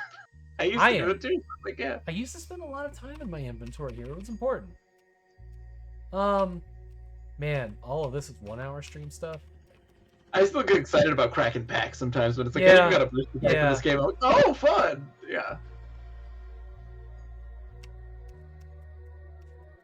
Christ. All of Well, those emotes. Jeez. I feel like somewhere in here there's like TF2 items. Oh, it's actually under. Oh, yeah, you can actually go to it specifically. Maybe not anymore. Item. Oh yeah. Is it? Maybe it's in like the. Oh, here it is. Oh, there here it is. Here it is. Exactly. Here it is. Instead of Steam, yeah. Team Fortress 2. I think I still have them. The Octodad hat, the Xenomorph hat from Alien Isolation. Oh wow, yeah. The Stromo helmet. There's Alien Swarm, but I have booty shorts for the Heavy from Lara Croft. That's probably my favorite. $5. Yeah, and I got the sunglasses. Like, there's like one or two things in here that I've just never sold. The Xenomorph tail for this guy here. Oh, that's nice. This is an $8 item. Yeah, that stuff's not common. That stuff's not It's a common. $5 for sure. item. Octodad. See, that's a 12-cent item, so that's common. Yeah, yeah. I did have like stuff from Deus Ex. Oh yeah, there it is. Yeah. Yeah, cancel that one. Yeah, I don't know what that's about. But anyway, Yeah, it's a bundle that you can't do. But yeah, that was a good time. Yeah, I mean, there's still, maybe one day. Maybe one day. Okay. Anyways, yeah, sorry. Whew. Yeah, that's just wild to me. Yeah, that whole thing. Oh, We got a trailer this here is the- that we this is- filed. okay, so- we filed this away to Meaty Picks. Yeah, this is me saying everyone should just play this game, and it is one of my all-time favorite games. This is my game of the year so far. It's Dread Delusion. This is a first-person RPG with a PlayStation 1 visual aesthetic. It is brilliantly written, amazing world building. Oh, did I see you playing this the other day? Yes, I saw it is. Yeah, it was either you or somebody. Somebody. It was me. I was playing. I remember you coming in. Yeah, it was easily my game of the year so far. It is such an amazing visual and an aesthetic and style. It's overflowing with style, and its world is so great. When I can sit there and repeat the lore to this world without ever spending hours poring over the lore, they present it in a way that doesn't feel like a grind. There's just way too many cool things about this game, and everyone should play this game. It makes me so sad that it's not a hit sensation, and it's so good. It's pretty cool looking. It's got that style I like from the bygone era, you know? Yeah, and it doesn't do it just to kind of be like, hey, remember the PlayStation 1 aesthetic? They're doing it because it like fits that theme of like surreal visuals and stuff that you can't fully describe what it is you're looking at, because there's creatures and things that you'll come across that just look otherworldly, and it really adds to that feeling. It really is something that's like meticulously designed with that intention, and it was just such a great game, and everyone should play that game. It is just so smart, and the game's not hard. It's a pretty easy game, but its story and its writing and its world building is so good, and exploring feels so great. It's just my heart. Yeah, sorry. I'm gonna have to grab me a copy of that one. Yeah, it's good. It's so good. We did it. We made it out of the news. It took us 3 hours, which is a record. It has never taken more than 2 hours to do the news. So congratulations. I've been on a podcast where we had to talk about Jones in the Fast Lane, and the host was like, "It's Jones in the Fast Lane. This is gonna be like a 20-minute episode. This is gonna be hard." And I'm like, "Oh, you have me as a guest here," and it was a 2-hour episode. And I'm like, "Oh, let's go." Yeah. Nice. No, this is wonderful. Okay, so we've made it to the games. Here's WASD. Just kidding. I guess. Yeah. Yeah, ready. So what do we got? Is this a typing game? I hope not. Let's watch the trailer.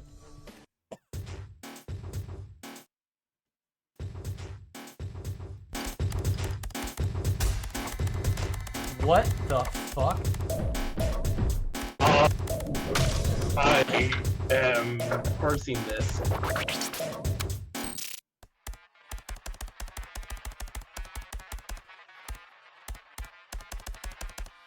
Are we just moving with the typing row keys? No. It is a maze game, but you're doing something weird. So are you typing what's in the blue thing? No, that's always J. It's always J. And you can't do WASD. Or can you? Is every symbol next to you different? Or maybe that's the goal, is like to press... What in the world do you do in this game? It's a maze game of some kind, but like...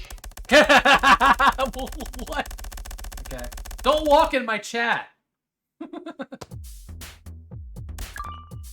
Here we go. Explain this to me, please, game. Oh, A moves it A direction. D's moving it to the right. Okay. SS. Yeah.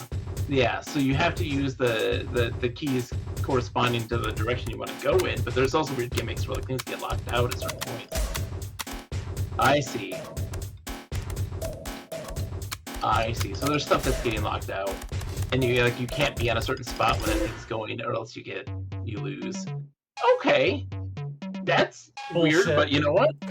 I think it's awesome. I'm like, all right, that's cool. Or is it free? It's very cheap. There's a demo. 59 cents. Okay, 99 cents normally. That's fine. Like that doesn't hurt. Oh, it does have controller support. Okay. Why? How? Huh? All right. Chillax says that's a no from me, dog. So if it has controller support, I mean, I see what it's doing here. I don't understand the game, but all right. It seems like for a very particular person, that is what they get off on. Like that's the best thing ever, and I'm like, you know what? I get it. Yeah. All right. This was on the Wholesome Direct last weekend, but I guess it's out now. This is. You ever played Osmos? Oh. That's what this looks like. Yeah, or Suika, the Suika game. Sure. It's kind of like it's very much like Or like a 2D Katamari. Yeah, there you go.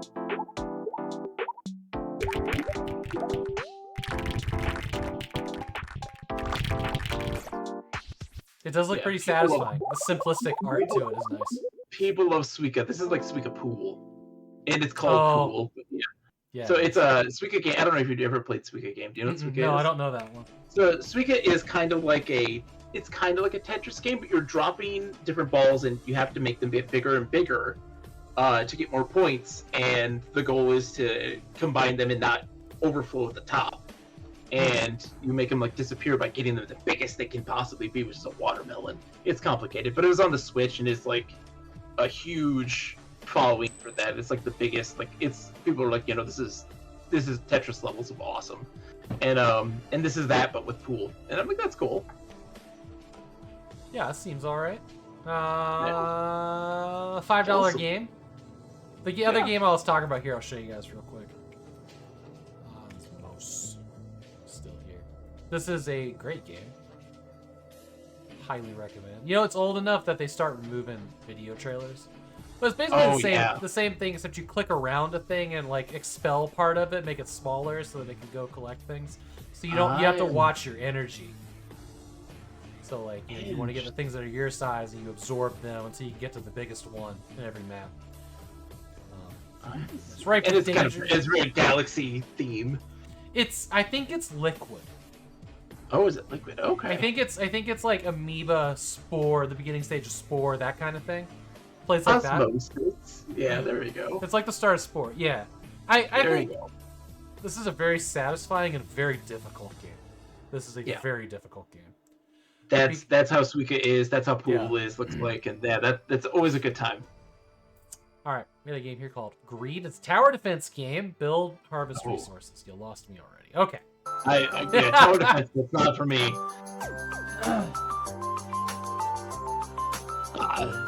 You remember Zanga?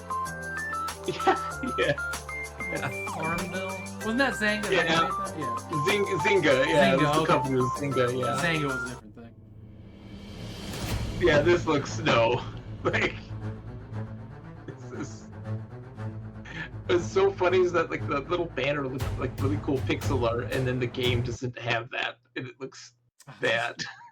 It's just you can really tell when somebody's like phoning home an asset flip because the trailer just stops abruptly for no reason. Like it's 30 seconds. They don't even have a title card at the end of it. Yeah. $12, sir. Wow. No. All right, photochemistry.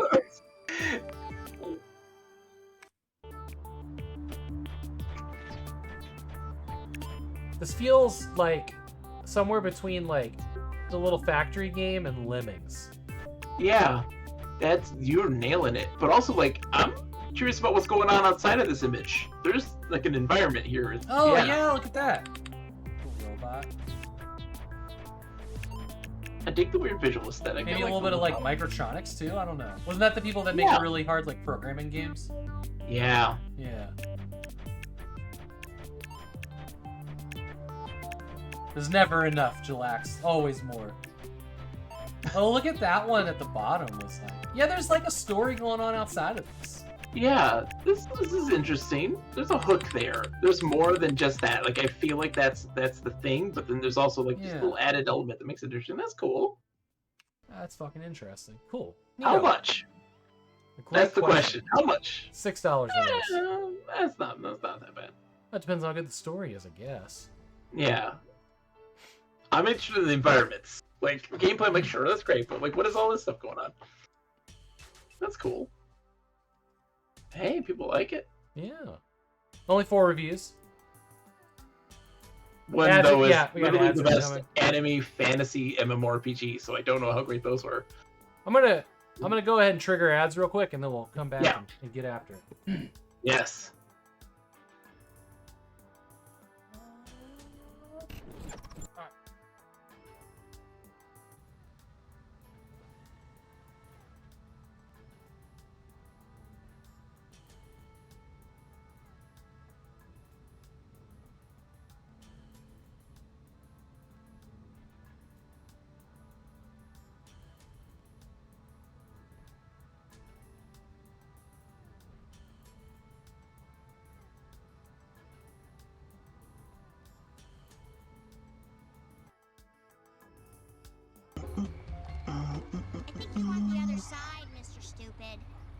Mr. Stupid.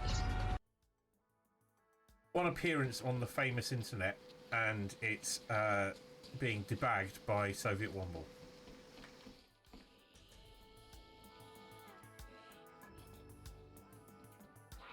Come on.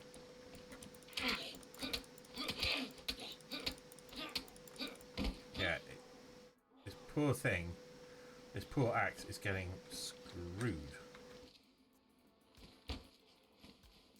So yeah, obviously. Speak now or forever hold your pee-pee!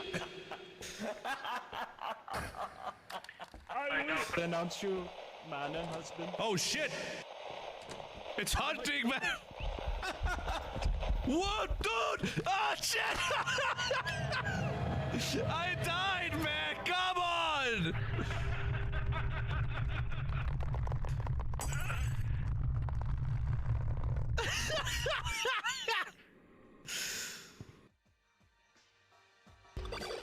Why am I so trigger happy?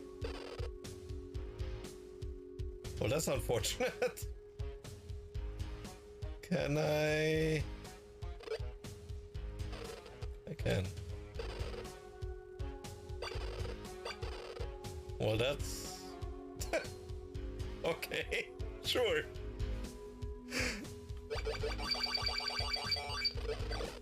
I'll take it.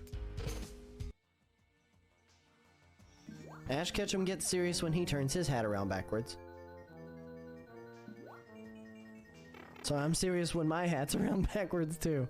And that's all I'm asking, is that the game takes me seriously. Maybe I just need to get seriously better at platforming. Gotta pull the Ash Ketchum and pull it to the side a bit. Oh. Oh no. No, no, no. Fucker! Motherfucker. It's going to be a theme.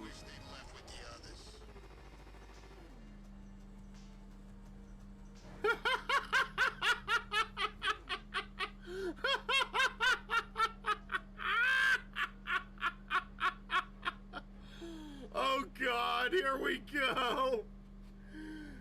Here we go. Oh, this is gonna be great.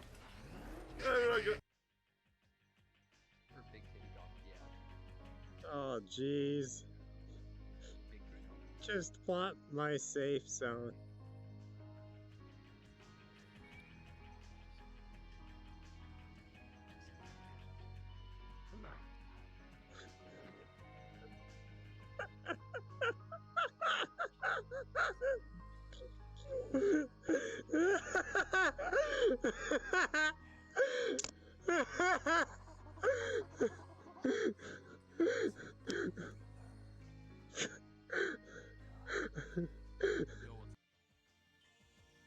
My little thingy is moving.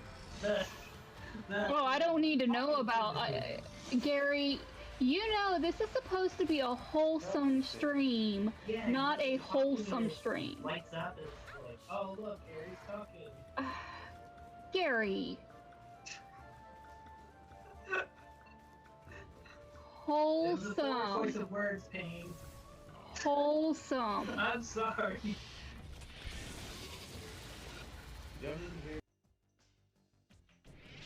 All right, let's go do this.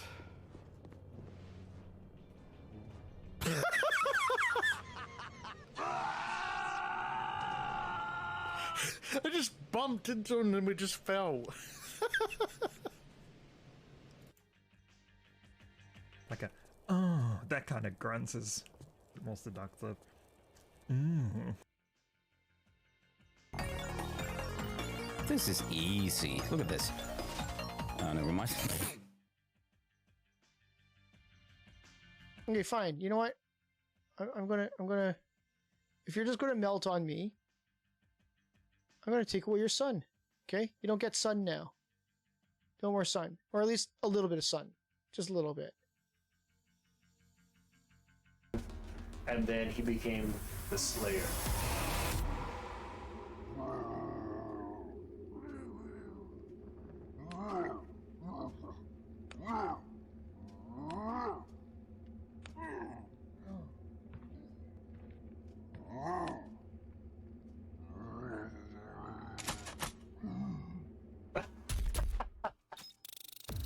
That was the best part right there.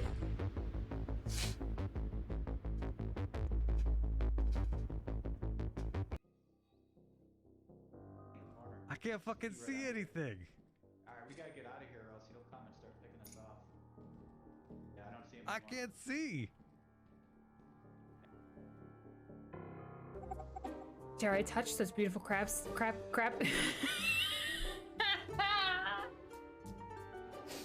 Craftsmanship with my rodent paws.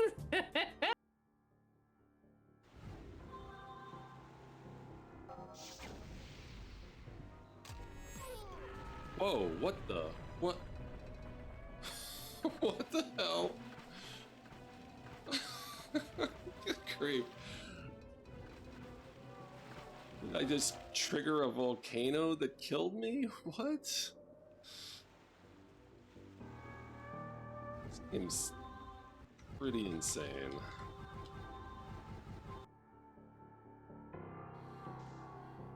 What did you just say about to me a little bit? Combo.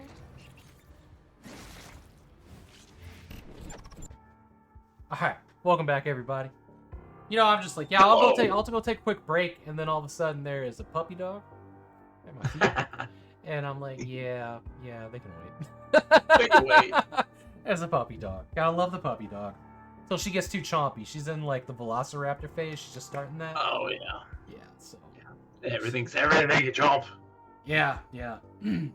This looks interesting though. This game. What do we got? Ghostware Arena of the Dead. I'm a little hesitant when it's like arena. Yeah. It doesn't look like it's an arena game, like it's an arena shooter. Arena conspiracy goes deeper than you could possibly imagine. Yeah, I don't know. Let's see. This is a unique blend of retro FPS, Metroidvania, and adventure. I mean, like Metroid Prime. Yeah, that sounds awesome. Sign me up. All right.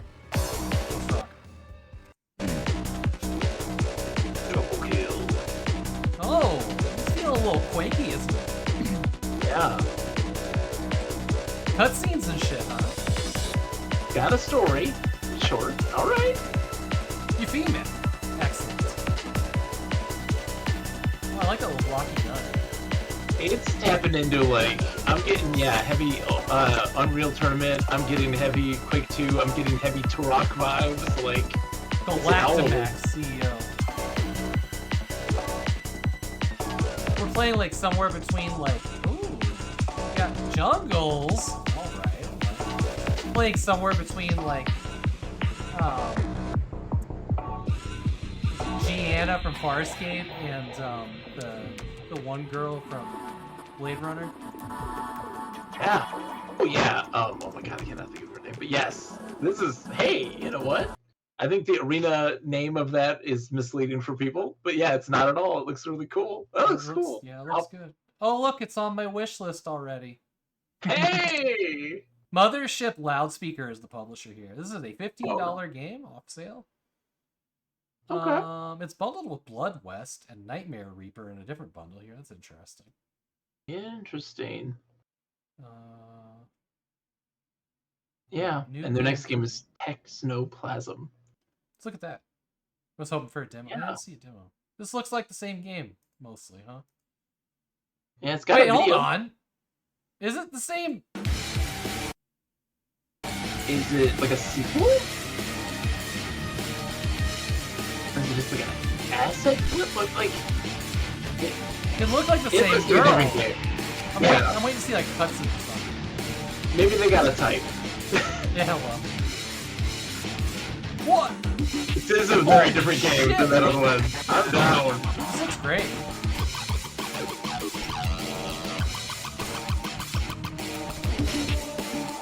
Yeah, that the throwing stuff. Did you see her like block a train though?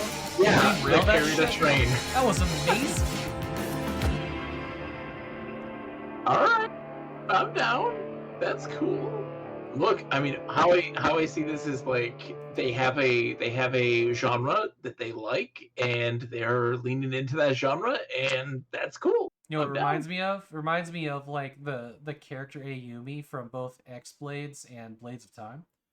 Oh, where there it's you like go, the yeah. same girl, but it's not the same game, but it's also the same game, but it's not the same girl. Like, Yeah.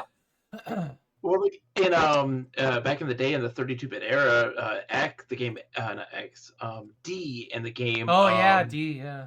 And Enemy Zero, they had this idea of having a virtual actress, and she's the main character in all of their games, but it's different characters, but it's always played by the same actress. And like, so they always have the same like the model or the same type of model, and it's always supposed to be that same person. It's really crazy. That's It's fucking actually interesting. it's a great game. So yeah. All right, grocery store simulator. Oh boy. Yeah, you know what we're here for. Yeah. Isn't there already a grocery store simulator? I'm confused.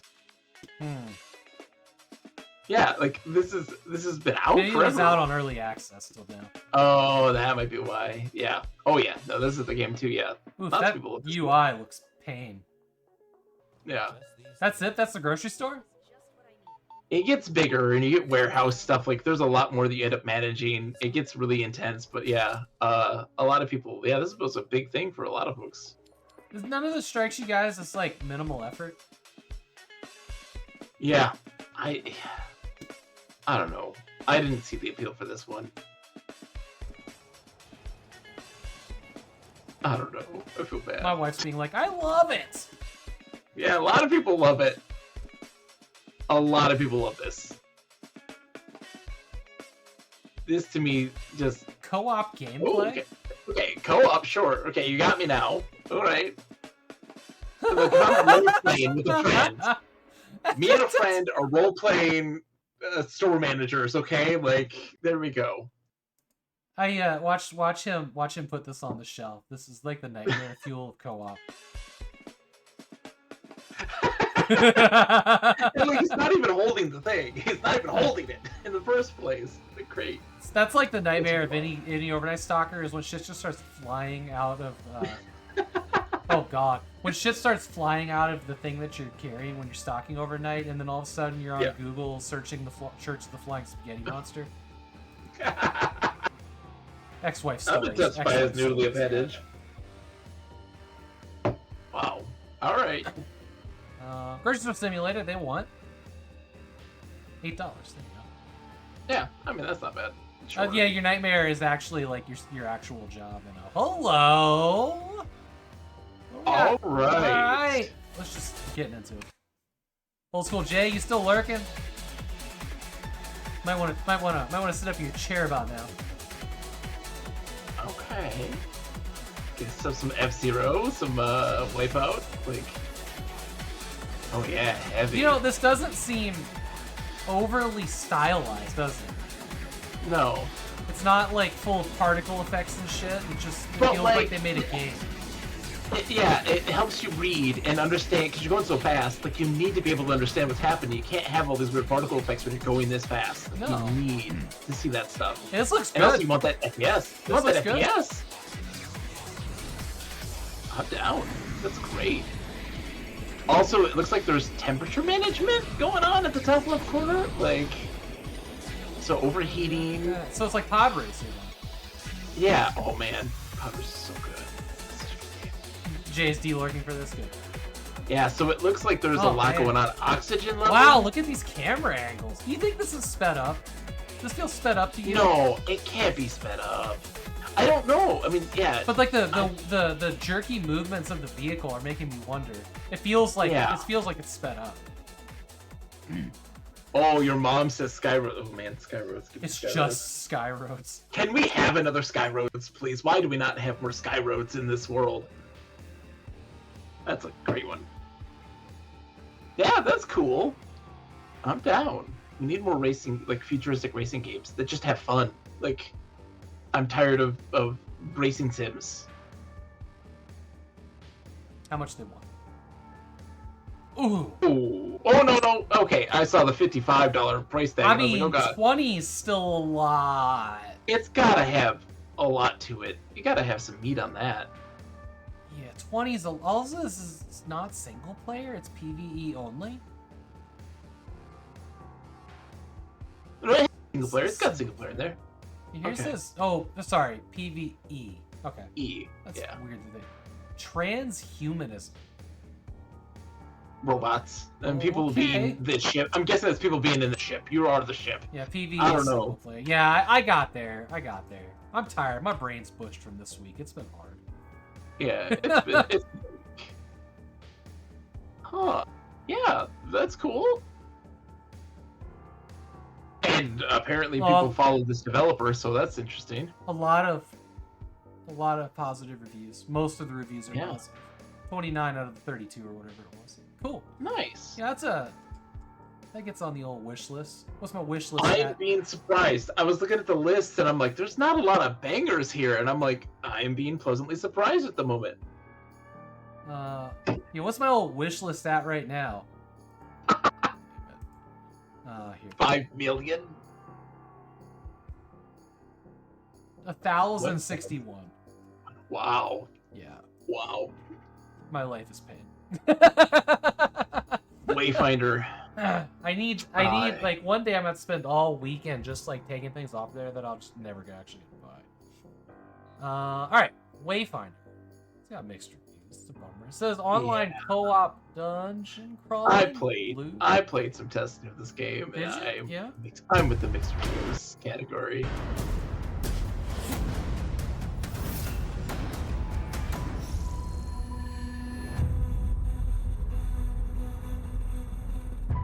Wayfinders. Do you remember the fall? The gloom descended on Skylight. They may, but audience does not. Please, Lord You Dumbus. rallied to protect the beacon. Yeah. And paid a terrible price. Hold on. But I have found your echoes in the gloom. Brandon Sanderson did writing for this. Oh, really? Remember who you were. Who you are. And return to us. Silo, the Emperor called you a thief and a smuggler, but the people called you a hero. And they need that hero now. Nis, born in darkness. Guess we're learning about all the Sworn heroes to in this little revenge. trailer. Nothing will stand Yeah, between it's you kind and your of prey. like Fantasy Star Online-ish, but like The last of the Iron Sisters. But when you close your eyes, that pain fades into the roar of the crowds. this emphasis on the Windgrave. heroes and their stories in You particular safeguarded didn't connect. It Skylight just long didn't feel before right. the fall. Yeah, I'm a little over all Give the us like, hope that yeah, the light look can at still you, triumph. or something like Get behind gesturing me! to a crowd. Like, Oh, okay. Sakura's saying this. This is okay. That they developers bought Venomous, the game back from the a publisher child and of the relaunched it maze, without the a nation microtransactions of the junk it had monsters. before.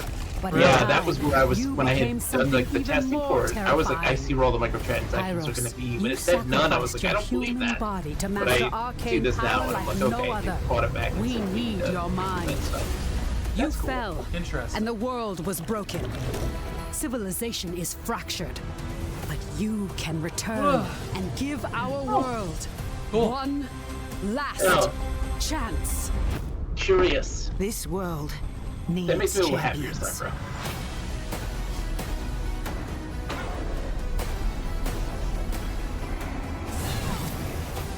the game was giving us all of its plot in this trailer.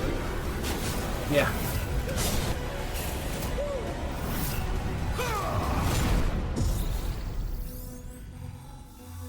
Steam Deck verified. That's the patch there. There you go. Cool. Well, that means any anti-cheat it has is going to be out of the way. Yeah. All right. Cool. I Free to play? bet you this. Not I'm curious. free. Not anymore. Yeah, I think it was back then when it had the Because microtransactions. it doesn't have microtransactions. Interesting. I'm curious what people, like if Yeah. those reviews are from the old version too. Like you never know. Oh, Yeah, these are from the old version. they're from the old version. That's why it's so mixed. Yep. Yeah, that was a year ago, August 17th, 23. And they removed things like the always online requirement and stuff like that. That's cool. Finn Jarpig. All right. Finn Jarpig. Let's see what we got, Finn Jarpig. Come on, Finn. Jabberga. Jabberga.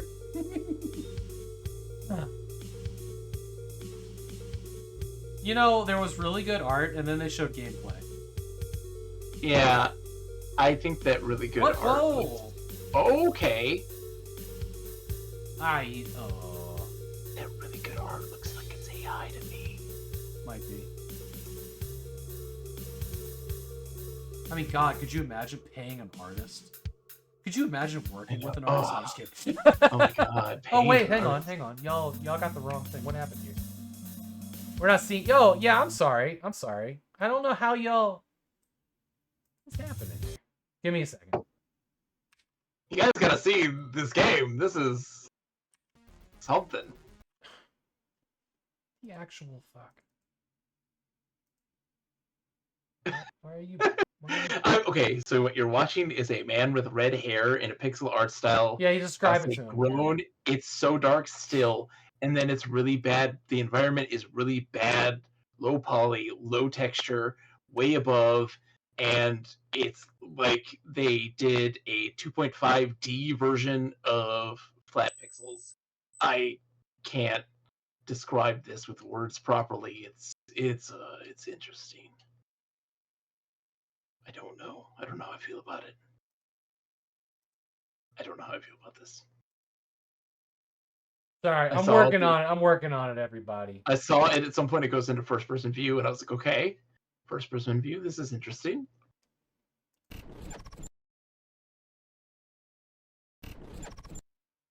And Mr. Morris says, I came out of one game because of this. So, the thing, it comes up on the screen and then just disappears. Like it's there and then it disappears, and I don't know why. Weird. We done did broken. Yeah, something went wrong. Oh, you know what? It could be that they did like encoded it like what they do with YouTube and things like this, where it doesn't show. It's just a black screen. Well, no, it's the whole browser. Like it just shows. No, it's not. It's not that the background's on top of it. Oh. It's not that the. That's so Let me weird. hang on. Because we go back to this scene and it's there. I think what we're gonna have to do here is we're just gonna play the trailers in this scene and not go full screen, just so we can move on with our lives. So apologies. I don't know what happened. I think that probably Edge and OBS or OBS need to get restarted. I don't know what's happening there. That one was really weird. But we've been having weird tech issues today, so we get to watch this trailer again, though. Yeah, great. Okay, I just have to remember not to max it. Actually, can I? Yeah, what is that? Ugh. Some things look great, and some things look terrible. Yeah. Fact.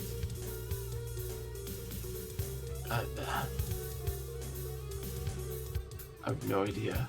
I have no idea what the heck this game is. Yeah. Sakura's right. Yeah. I don't know. It looks like it doesn't know what it wants to be. Yeah. Then Jerpik wants to be less than $1. Okay. Grind mobs for gold. Okay, no. Moving on with our lives here. Yeah. Okay. No.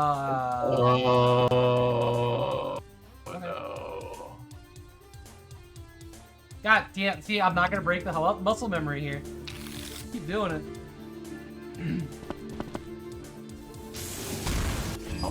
Okay. Card-based, RPG roguelike thing. Particle effects were on sale. What game are you in? Blood. Jesus, bones went flying.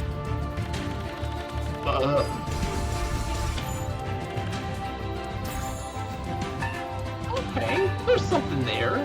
That looks cool. The last game was 99 cents. Okay, that's fine.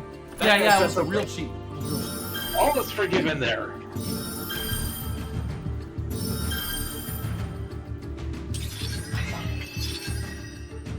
Yeah, that looks fun. The card-based RPG. Alright.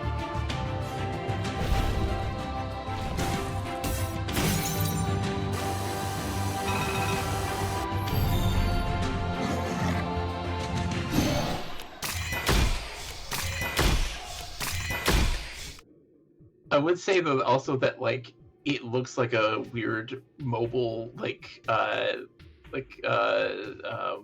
idle game, like the pictures for this, like the banner for it.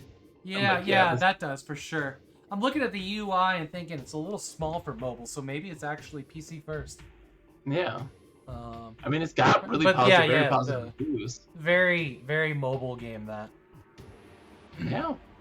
It's got lots of positive reviews. People really like it, apparently. Steam Deck Verify it does have controller support. That's cool.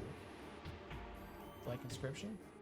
Yeah, all right. That's well, fun. I mean, the first two reviews are like, Yeah. I hate feelings. All right, moving along. What was the price? Did I just skip the price on that one? My bad. Yeah, It's fine.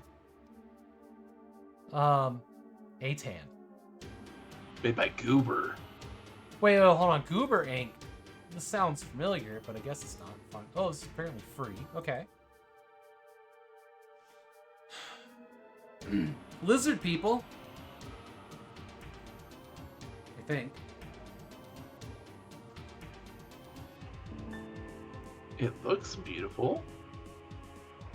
Why did all the beautiful games seem so hazy now? Yeah. Lyman? It's a rock climbing game?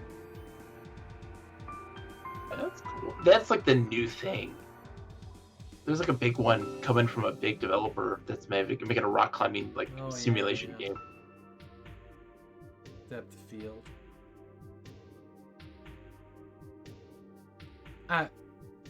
That's cool. I mean, the publisher I actually want to play this, so. The publisher is the Breda University of Applied Sciences, so that's It's a student project. Hell yeah, let's go.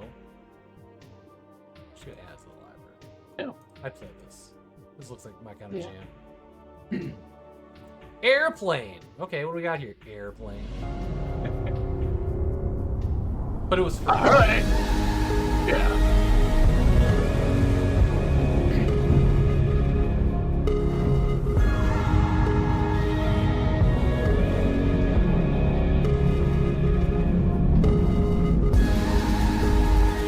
It's not what you want, right, Sakura?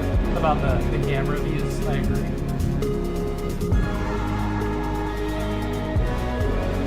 I mean, this pilot's pretty dang good. Yeah, real good. This looks fun now. Well, what do you do?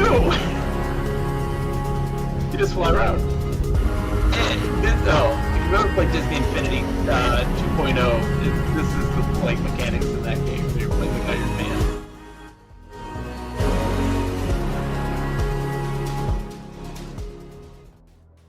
Cool.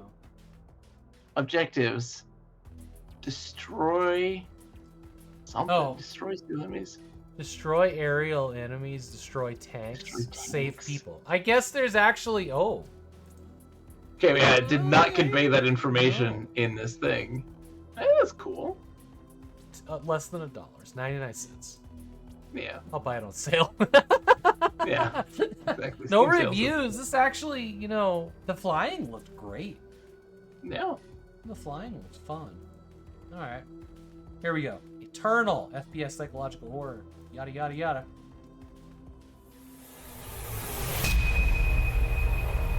And in a world.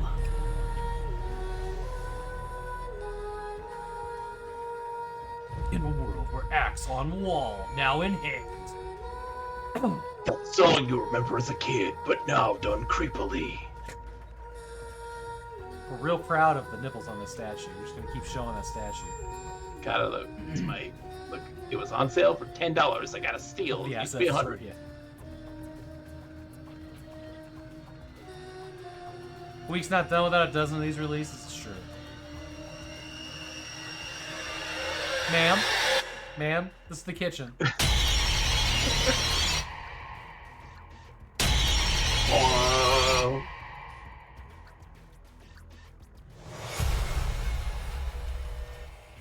Nope. Nope. All right, Gabe. Nope. Oh no.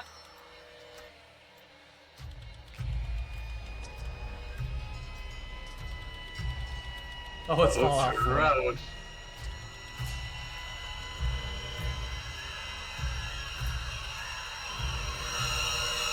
Nope.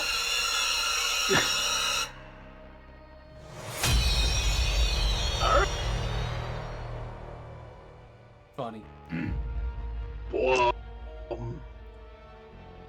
$3. Reasonable. I say that's reasonable for $3. It looks like there's actually something to do in it other than hide from things. That's cool. Exactly, yeah. Shin Oh, Megami the big one. Tensei. Okay. The big guns. Oh my goodness. Well then. Yep. I mean, they're starting off with a bang, I guess. Yep. Quite literally. I know nothing about these games. This is overwhelmingly positive. That's great. Yeah, they're beloved. It's a beloved franchise. Yeah. And revenge. oh yeah. Then I'll It's a Japanese help you RPG. get it. It's been going for a long time, right? Yeah. Since the SNES, I think. Cost. Oh, Persona is a spin-off of these. Interesting. Yep. Doesn't Persona have spin-offs of its own? Longer deserve to live. Yes. Well then. It is the world's fate to be remade. Birth, death, then rebirth. So are these gonna be turn-based? Yeah. So it's got the turn-based combat system, and Unlikely that this could be the work. I think this was the Switch one. This was on the Switch, and then it's finally coming to PC. Oh, okay. So this is it's not a brand new game. Yeah, this is like it's 5 Avengers is like the the complete edition. Find the weakness in your heart and take advantage of it. It's very intense. That's cool. But kind of the big key thing in this is that like the enemies that you encounter, you can like talk to them and try to like convert them out of your team and that sort of stuff. Like find ways to engage with them in different ways so they can be a part of your team. It's really weird. Demon Pokemon? Okay. Right, I was gonna suggest maybe it was like Pokemon. I'm sorry, she just crawled into what? Yeah. Alright.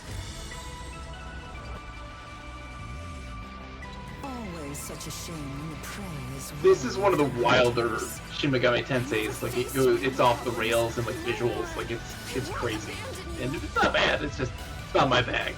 But How long are these games? still want my revenge and Some Black said it's too long to hold your interest. Yeah. They are 100-hour games. Oh. Like, yeah. Yeah, I can't do that. I can't do that. I have to do this. I have to save everyone. And it's not for me because like a lot of the materials feel like you're a school kid and like the plot is very much like I'm a teenager and I'm like okay well I'm 40 years old. Yeah. I'm good. Thank you. It's great for a lot of people. I don't mind playing as a teenager.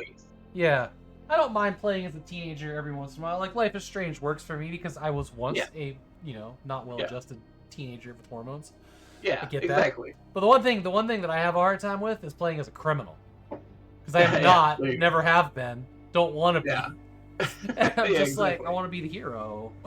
Yeah. All right, they probably want 60. Yeah. Yeah. Oh yeah. Okay. Oh yeah.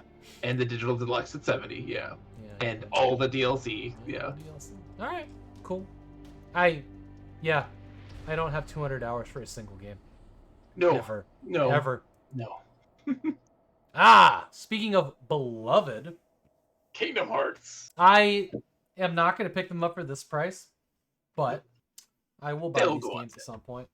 These they games will go on sale. I don't have nostalgia for anything here. I'll be honest. I'm not really like a Disney person, and I'm not really, I want to be a Final Fantasy person, but like, there's no pull for me here except that I know these games are supposed to be amazing, and I wonder if the amazing will work for me if I don't have nostalgia. I tried to do Kingdom Hearts 1, and I got really frustrated, and I was like, I can't do this. Controls. But I also feel like it's one of those things where like it wasn't clicking with me because I just wasn't in the right headspace. Yeah. I didn't Well, want this to. is definitely gonna be a headspace game. Definitely. Yeah, for sure. The plot doesn't make a lick of sense, but that's okay. Mickey Mouse and Goofy, fight Sephiroth. Like, okay, let's go. I think these are games that like if I know all the all the Disney characters, like I got that. Yeah. I think if I play a couple like Final Fantasy games, maybe I would feel more towards them. I don't know. We'll see. They I have am a gonna buy Tron them. world. I will buy them. They have a Tron world. I'm sold. Like, okay, you know what? I will put up with it just for Tron. We Tron need more world. Tron in the world. So Yeah, we do need we're more good. Tron. Yeah, these have been on like, on my long list. Yeah. For a while, but I'm glad to I'll see get to this it is the first eventually. time. This is the first time they're on PC, right? Yep. Yeah. That's good. That's great. I will Maybe I'll at, play at the very least, I will reward that. Mhm. But on sale. Yeah, it'll go on sale for a really good sale at some point. Oh yeah, so there's a 3DS games and also a Switch game as well. Yeah, just after I like bought the Monster Hunter games that were on sale. There's a new one. All right, what do we got? So here? these are Oh, you know, I story-based. could have. I did you guys want to watch a trailer for? Oh yeah, Kingdom Hearts. Everyone knows what Kingdom Hearts is. Okay, all right, we're good on that. All right, we'll watch this. Yeah, yeah. This is story-based single-player RPG. Kinship stone. Bind thyself to this young spirit. Jesus Christ! Cheers. It's also a Pokemon game.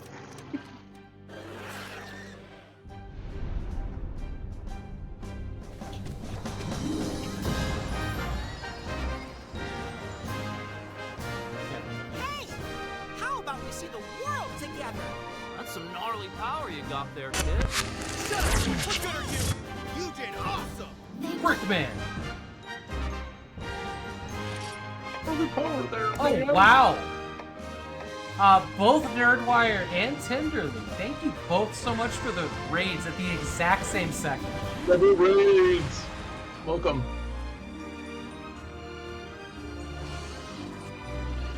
Tenderly, it's great to see. Thank you for the raid. And Nerdwire as well, if you didn't hear that.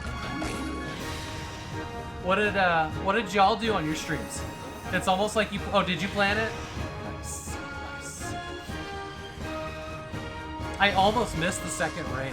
I looked like 3 times. It's like something's not quite right here. So with the, you were doing the 4-man Zelda? Hell yeah. That's right. It's Friday night. Y'all are doing 4 Swords.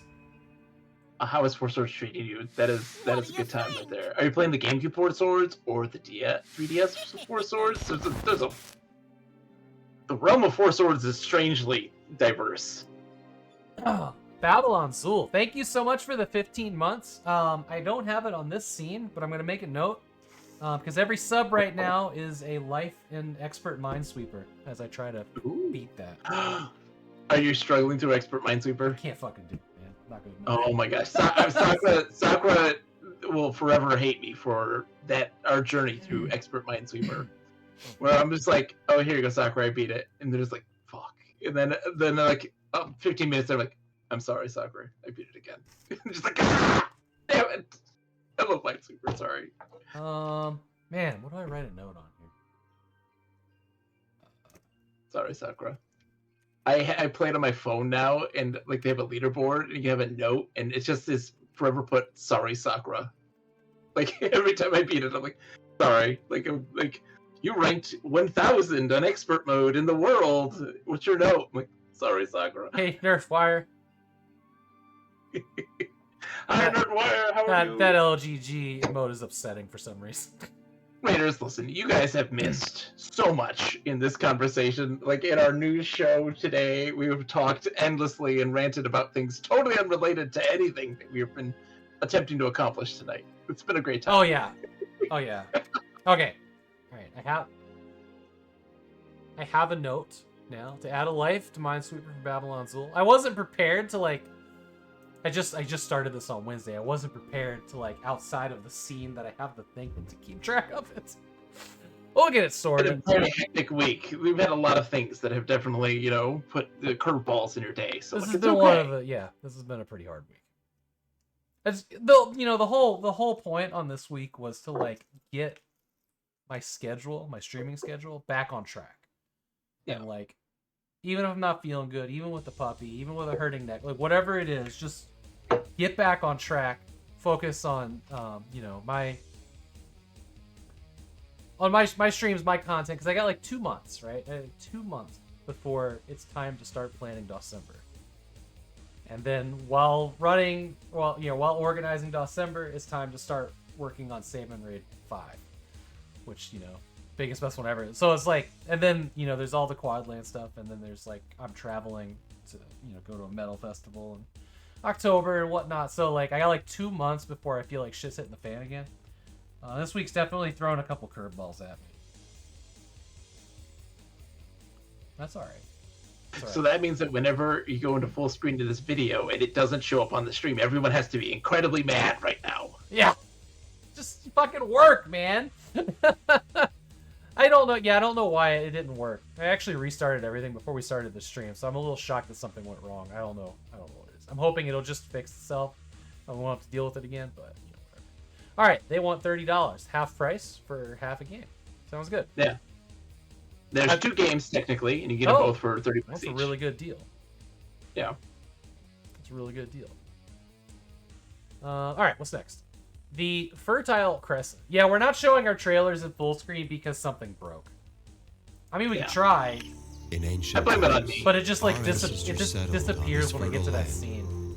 Our tribe would hunt and forage for food. I kind of like the way this looks. Eventually, it reminds me of Pharaoh a little bit. Cultivate the fertile soil. Yeah, Pharaoh were like the surplus old of food, school settlers, allowing our like settlement to the grow larger original and more settlers. prosperous.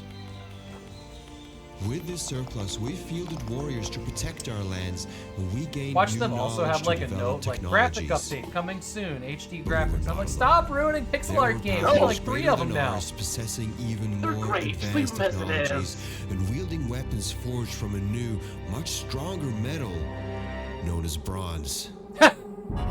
There was only I didn't see that one coming. I'll be survive, honest, I didn't see align bronze coming. ourselves with the I was like, greatest is it power, unobtainium? learn Watch from it be them, unobtainium. and eventually And then crush suddenly them. there's aliens.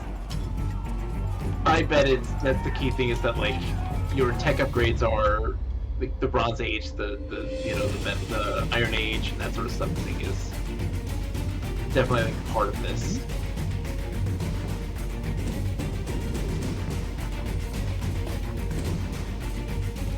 Cool. You discovered dirt.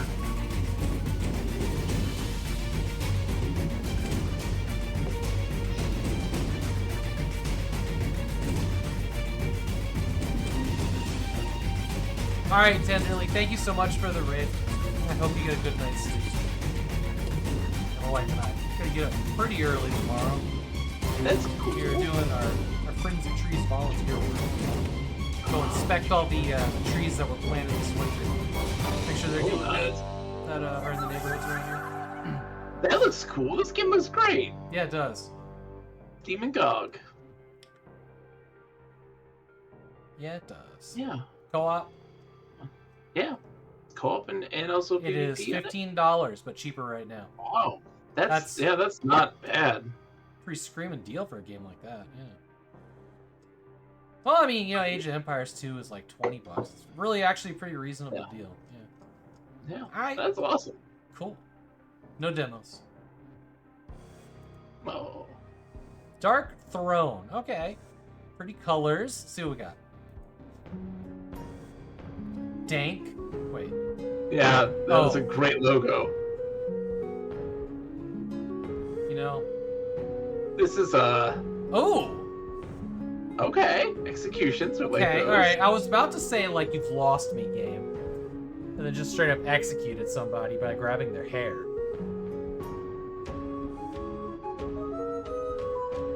I feel like this is one of those situations where it's a person's like, look, I'm not a great artist, but I want to make a game, and here we go. Yeah. I'm down with it. Yeah, I don't think this one's for me. Yeah. Yeah, I think it was for me. That's cute.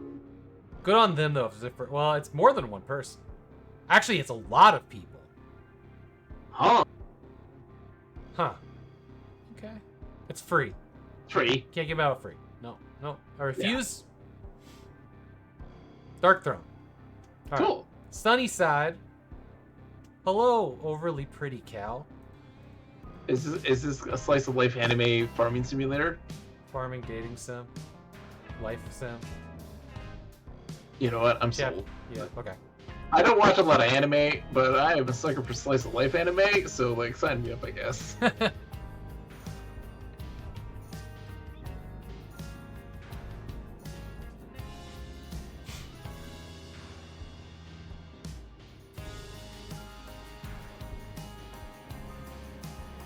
Oh, Crane Games. Games within games? Okay. How dare. Fall in Love. I mean, for sure. Busy for that right now. Okay. Big cities to explore, trucks to drive. Alright. Okay. Drones to fly? Drones to fly, alright. Have a Predator drone from the military. Your competition's far Nothing like a dating sim with Apache attack helicopters. What? There's card-based combat? This is gonna be a $70 game, isn't it? A card-based, turn-based combat. Oh. Why is there combat? Alright. Where did that come from? All of a sudden, it's a $30 game. Yeah, That's okay. not bad. Huh. It's got a lot of weird things that I see would I feel like a lot of people would be like, this game sucks. What the hell is this? And I I'd be like, appreciate that all of them have the same backpack I have. These sling bags are sweet. they're cool. Still cool. They still hold up. It's got a demo. I mean, I might play that demo. There you go. I'm not gonna lie. That's my kind of jam. I'm sorry. Like weird, life sim, games within games, just chilling. I'm down. All right, we got 3 more. Fallen Aces. Oh, we saw this. We saw this on the show last week. Oh, did you? Yeah. Okay. Oh, come here. Oh yeah, this one. Oh yeah. All right. So Sacra played the demo of this morning. How was it, Sakura? This is cool. This is the one that reminds me of Zero Population. It's like doing the old 13 kind of, the comic style. Yeah.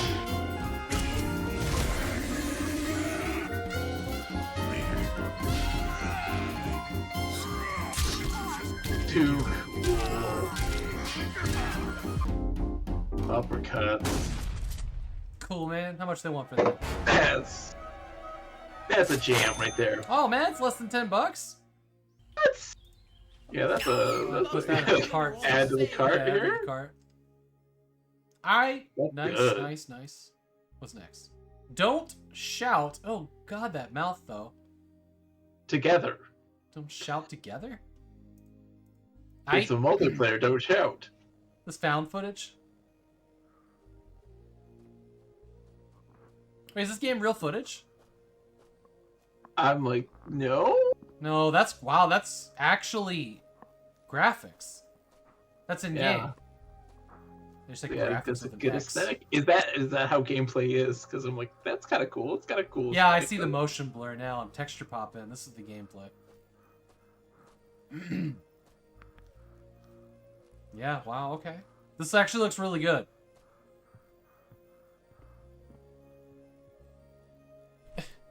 Beer, right? Yay, toilet beer.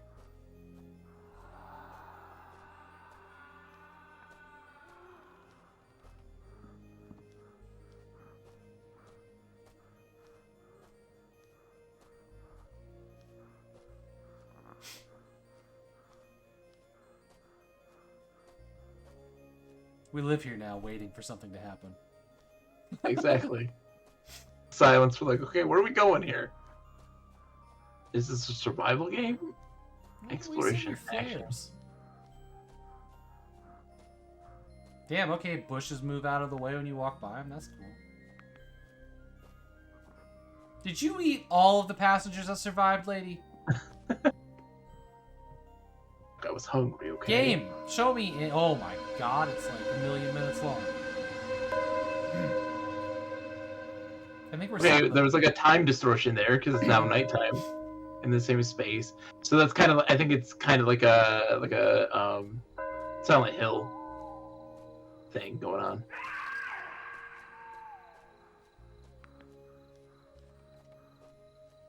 Cool. Oh, 1995. I just noticed.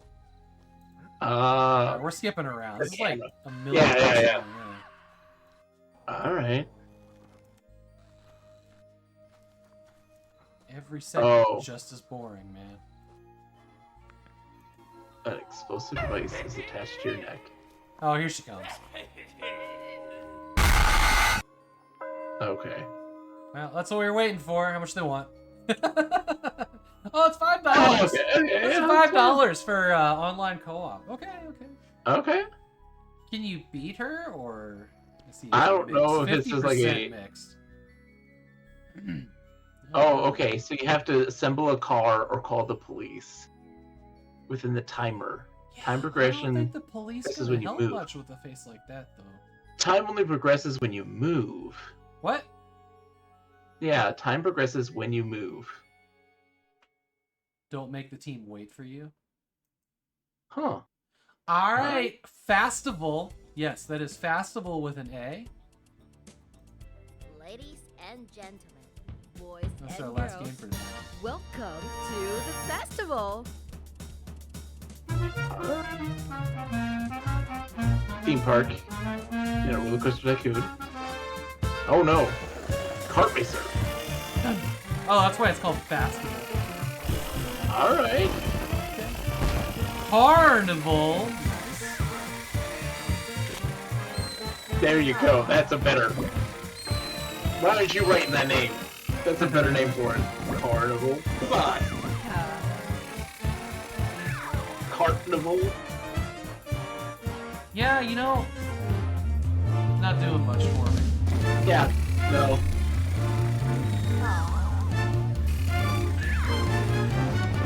Yeah, it's fine. It's fine. It's a hard one because This is very much Mario Kart. Like, yeah, if you there's have a game, it's like Mario Kart. You're probably just playing Mario Kart. God, what? Look at these like super freaky characters. It's upsetting. How much though? Free. All right. Okay. Yeah, that's fine. All right. Yeah, that's all right. They're fine. It's rare that I get mad at something that's free. Mario Kart is not on No, PC. that's fair. But we have Tux Sorry, Kart. Why Sakura. would we ever want Mario Kart when we have Tux Kart? When you have Scunny Wacky Kart. We have Wacky Scunny Kart. Oh, yeah, Scunny. Yeah. Scunny, yeah. Scunny Kart. That's the one for me. That's the one for me. Scunny Kart. We did it! We did it. We did it. 5 hours. We made it through this madness. Midnight. Perfect. 4 Perfect. hours. Sir, It's a miracle. This was amazing. Thank you so much for being here. Thank you for having me. Absolutely. And thank y'all for hanging out and listening to me ramble on incessantly. Yeah, this was a ton of fun. We'll do it again. We'll do it again. Of course. I never It have was a plan. blast. I just kind of like make it up every month, but we'll do it again at some point. Yeah. That was great. When's your next stream? It'll be today's what, Friday? Sunday. Oh my gosh, Sunday night at I'll be starting the stream at around 8:30 p.m. Eastern, but 9 p.m. Eastern is when things really happen. I'm starting up a Street Fighter 6 CPU versus CPU tournament where people get to go and spend that's channel crazy. points. It's a round robin tournament where people get to sponsor a fighter that's going to be like their guy that they're rooting for, and they bet with channel points, and we just watch CPUs fight. It sounds dumb, but I promise you, it is the coolest thing ever. Simply just because, like, a narrative forms, and like we have built like a headcanon for how these CPU tournaments have played out in previous games. Amazing. And we have awards that we give out to things. I do commentary for it, and it is just a ridiculous amount of fun that I dearly love and I need to do more of. But yeah, that's happening on Sunday. It starts, and we'll be doing every Sunday from there on out. And because it's a long time. Yeah, so it's good. That's Yes. fun. That's fun. I'll try to tune in on that one. It's good. All right. I'm done for the weekend. Got nothing this weekend. We're not gonna be. My wife's not gonna be doing Sims because we gotta do our volunteer work in the morning. Wait, what Sims is she playing? When she gets back to it, she'll be playing classic Sims, the original. Sims 1. Nice. Yeah. On Windows XP. Nice. That's good. I also Good time. need to. The other thing is I didn't have it installed on the computer. I had to format before the quad lands. So She's got to know about the Sims MMO. That was a great time. It's history. But anyway, oh yeah, sorry. it doesn't exist anymore. Yeah, I did I Sims got a fan Online. server. Sims Online, Yeah, right? Free SO is the fan private server, which is it's legal. It uses all custom code. It doesn't use any of the old code. Interesting. And yeah, they got new content and everything. It's wild. shoot me a link to that. Share it with him. I will send that to you for sure. Yeah. Yeah, so no more streams this weekend. I'll be back on Monday. For anybody that is wanting to participate in the memorial stream event for Rat Clown Car, yes. I will be... you can go to my Discord and my announcements or wherever and get an invite to that Discord if you want to take part in that. We're still fine-tuning the details, but the plan is the end of the month. We're gonna spend a couple days raid training each other and playing games that Rat Clown Car, who, if you haven't heard, Rat Clown Car passed away yesterday morning. Sorry, I should have started with that. He had a stroke 2 weeks ago, and he passed away yesterday. So we're organizing a big community event where we celebrate the things that he loved, play games that he loves, games he didn't finish, or games that we wish we could have shared with him. So tomorrow, maybe Sunday, but like in the next 30 hours, I will share a sign up on that Discord server, and I'll probably put it on a couple others as well. We'll be doing a sign up there for people that want to participate, so that we can start to figure out how we're going to schedule it, what that's going to look like. Some other things before I take off that I think I forgot to mention during my stream today. We did decide, and TechLink was going to look into it, but I don't know how far along he's gotten with it. Since Rat Clown Car participated in the most recent 2 Dawsembers, pretty sure, we're going to memorialize his card on the Dawsember.com website, so it'll always be at the bottom of the participation page, because he's always going to be with us, for Dawsember. He was a huge fan of that. And that's the games he played, so he'll always be there with us. There is also we call them lockers in the retroactive Discord, where other streamers basically get like a channel to talk about their stuff, and it's a big community of streamers and viewers. He was never he was part of the community, but he never had a locker in there. We gave him one posthumous. I don't actually know how to say that word. I know how to spell it now, but I don't know how to say it. Posthumously. Posthumous, yeah. A place where we've shared a lot of his VODs and clips. Because he's one of us. And he was just a huge part of not even just one community, but retro as a whole. So we're all a lot of different places are mourning and celebrating in various different ways. And any way that we can, honor and celebrate his life is a good thing. So I'll be working on that this weekend. That's kind of my big thing. And then obviously hanging out with you while you do your Mortal Kombat. Street Fighter. Damn it. You know what? As soon as I said it, I was like, I'll bet he says Street Fighter, and I'm just like brain dead. It's okay. It's okay. But yeah. It's been a long day. We just did 4 hours. It's midnight on my end, so my time. 4. I'm like, I'm ready for bed. I thought it was 5. Yeah, apparently. I can't even math anymore. So yeah, stay tuned for those things. We're going to find somebody to raid tonight. Appreciate everybody that raided in. And again, thank you, Babylon Zul, for the sub. Let me make sure I didn't miss anything. I'm particularly bad at looking back through the activity feed and thanking people. 4 raids: House of Mike, Nerdwire, Tenderly, a resub from Babylon Zul. Y'all are awesome. And Babylon Zul is going to go towards One Life and a Minesweeper thing. Let's see who's out here. And next week, my guest for the news show is going to be Empress.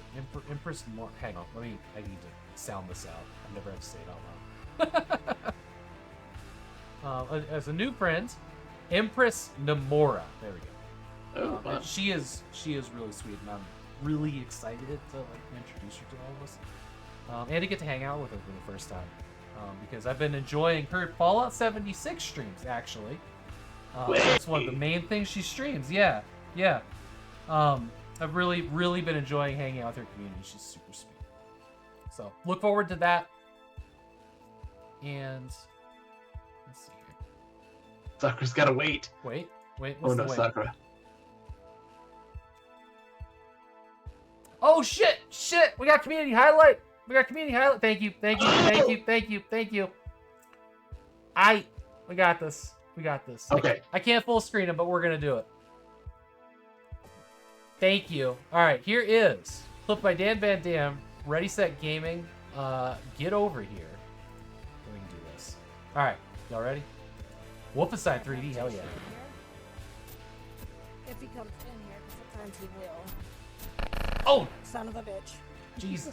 That guy. Worst thing you want him to do.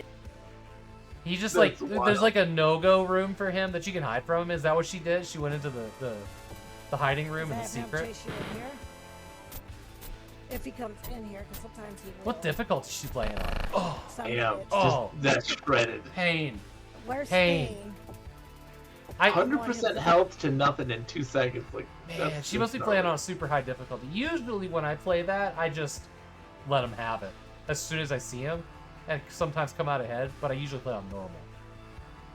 Alright, here is I didn't get the turret, but that clipped by Retro Demiurgy. Damage bug intensifies. Alright. right. Jet. Is this Chaos Engine? Did I walk through the beetle at the steps? Because I still saw a beetle behind Chaos me. Engine, I right? did not get hit. Yeah, I think so. That's great. Chaos Engine is a pretty Nice. cool game. I didn't get the turret, but that was right. Jet. Beetle. Oh, Oh yeah, Walk look right at through that! Look at that! You just like transferred right through the beetle. That's cool. Neat. Alright. Now we're gonna find somebody to rate. Alright. Thank you, Sakura. I never scroll down to the bottom of the page and I keep forgetting about this part. And I'm the And one that I think asked the for it. document, it says it like loud and loud and loud. Like, do not forget the Yeah, I community know, highlight. And I'm the one that asked for it. So I'm the worst. Yeah. You just get tired by the end. Oh, what the hell is happening over here on? That is. This is the Sushi Dragon is probably the most technically. He is the most technically advanced streamer on all of Twitch. End of story. The things that he's pulled off have been like nothing shy of inspirational to me. His setup. He's got like a whole warehouse dedicated to nothing but. That's wild. Streaming stuff. Alright. What kind of games are we looking for tonight? Ooh, Mom's actually playing Catacombs 3D. I think we have to do that. Great game. Yeah. I love it so much as a kid.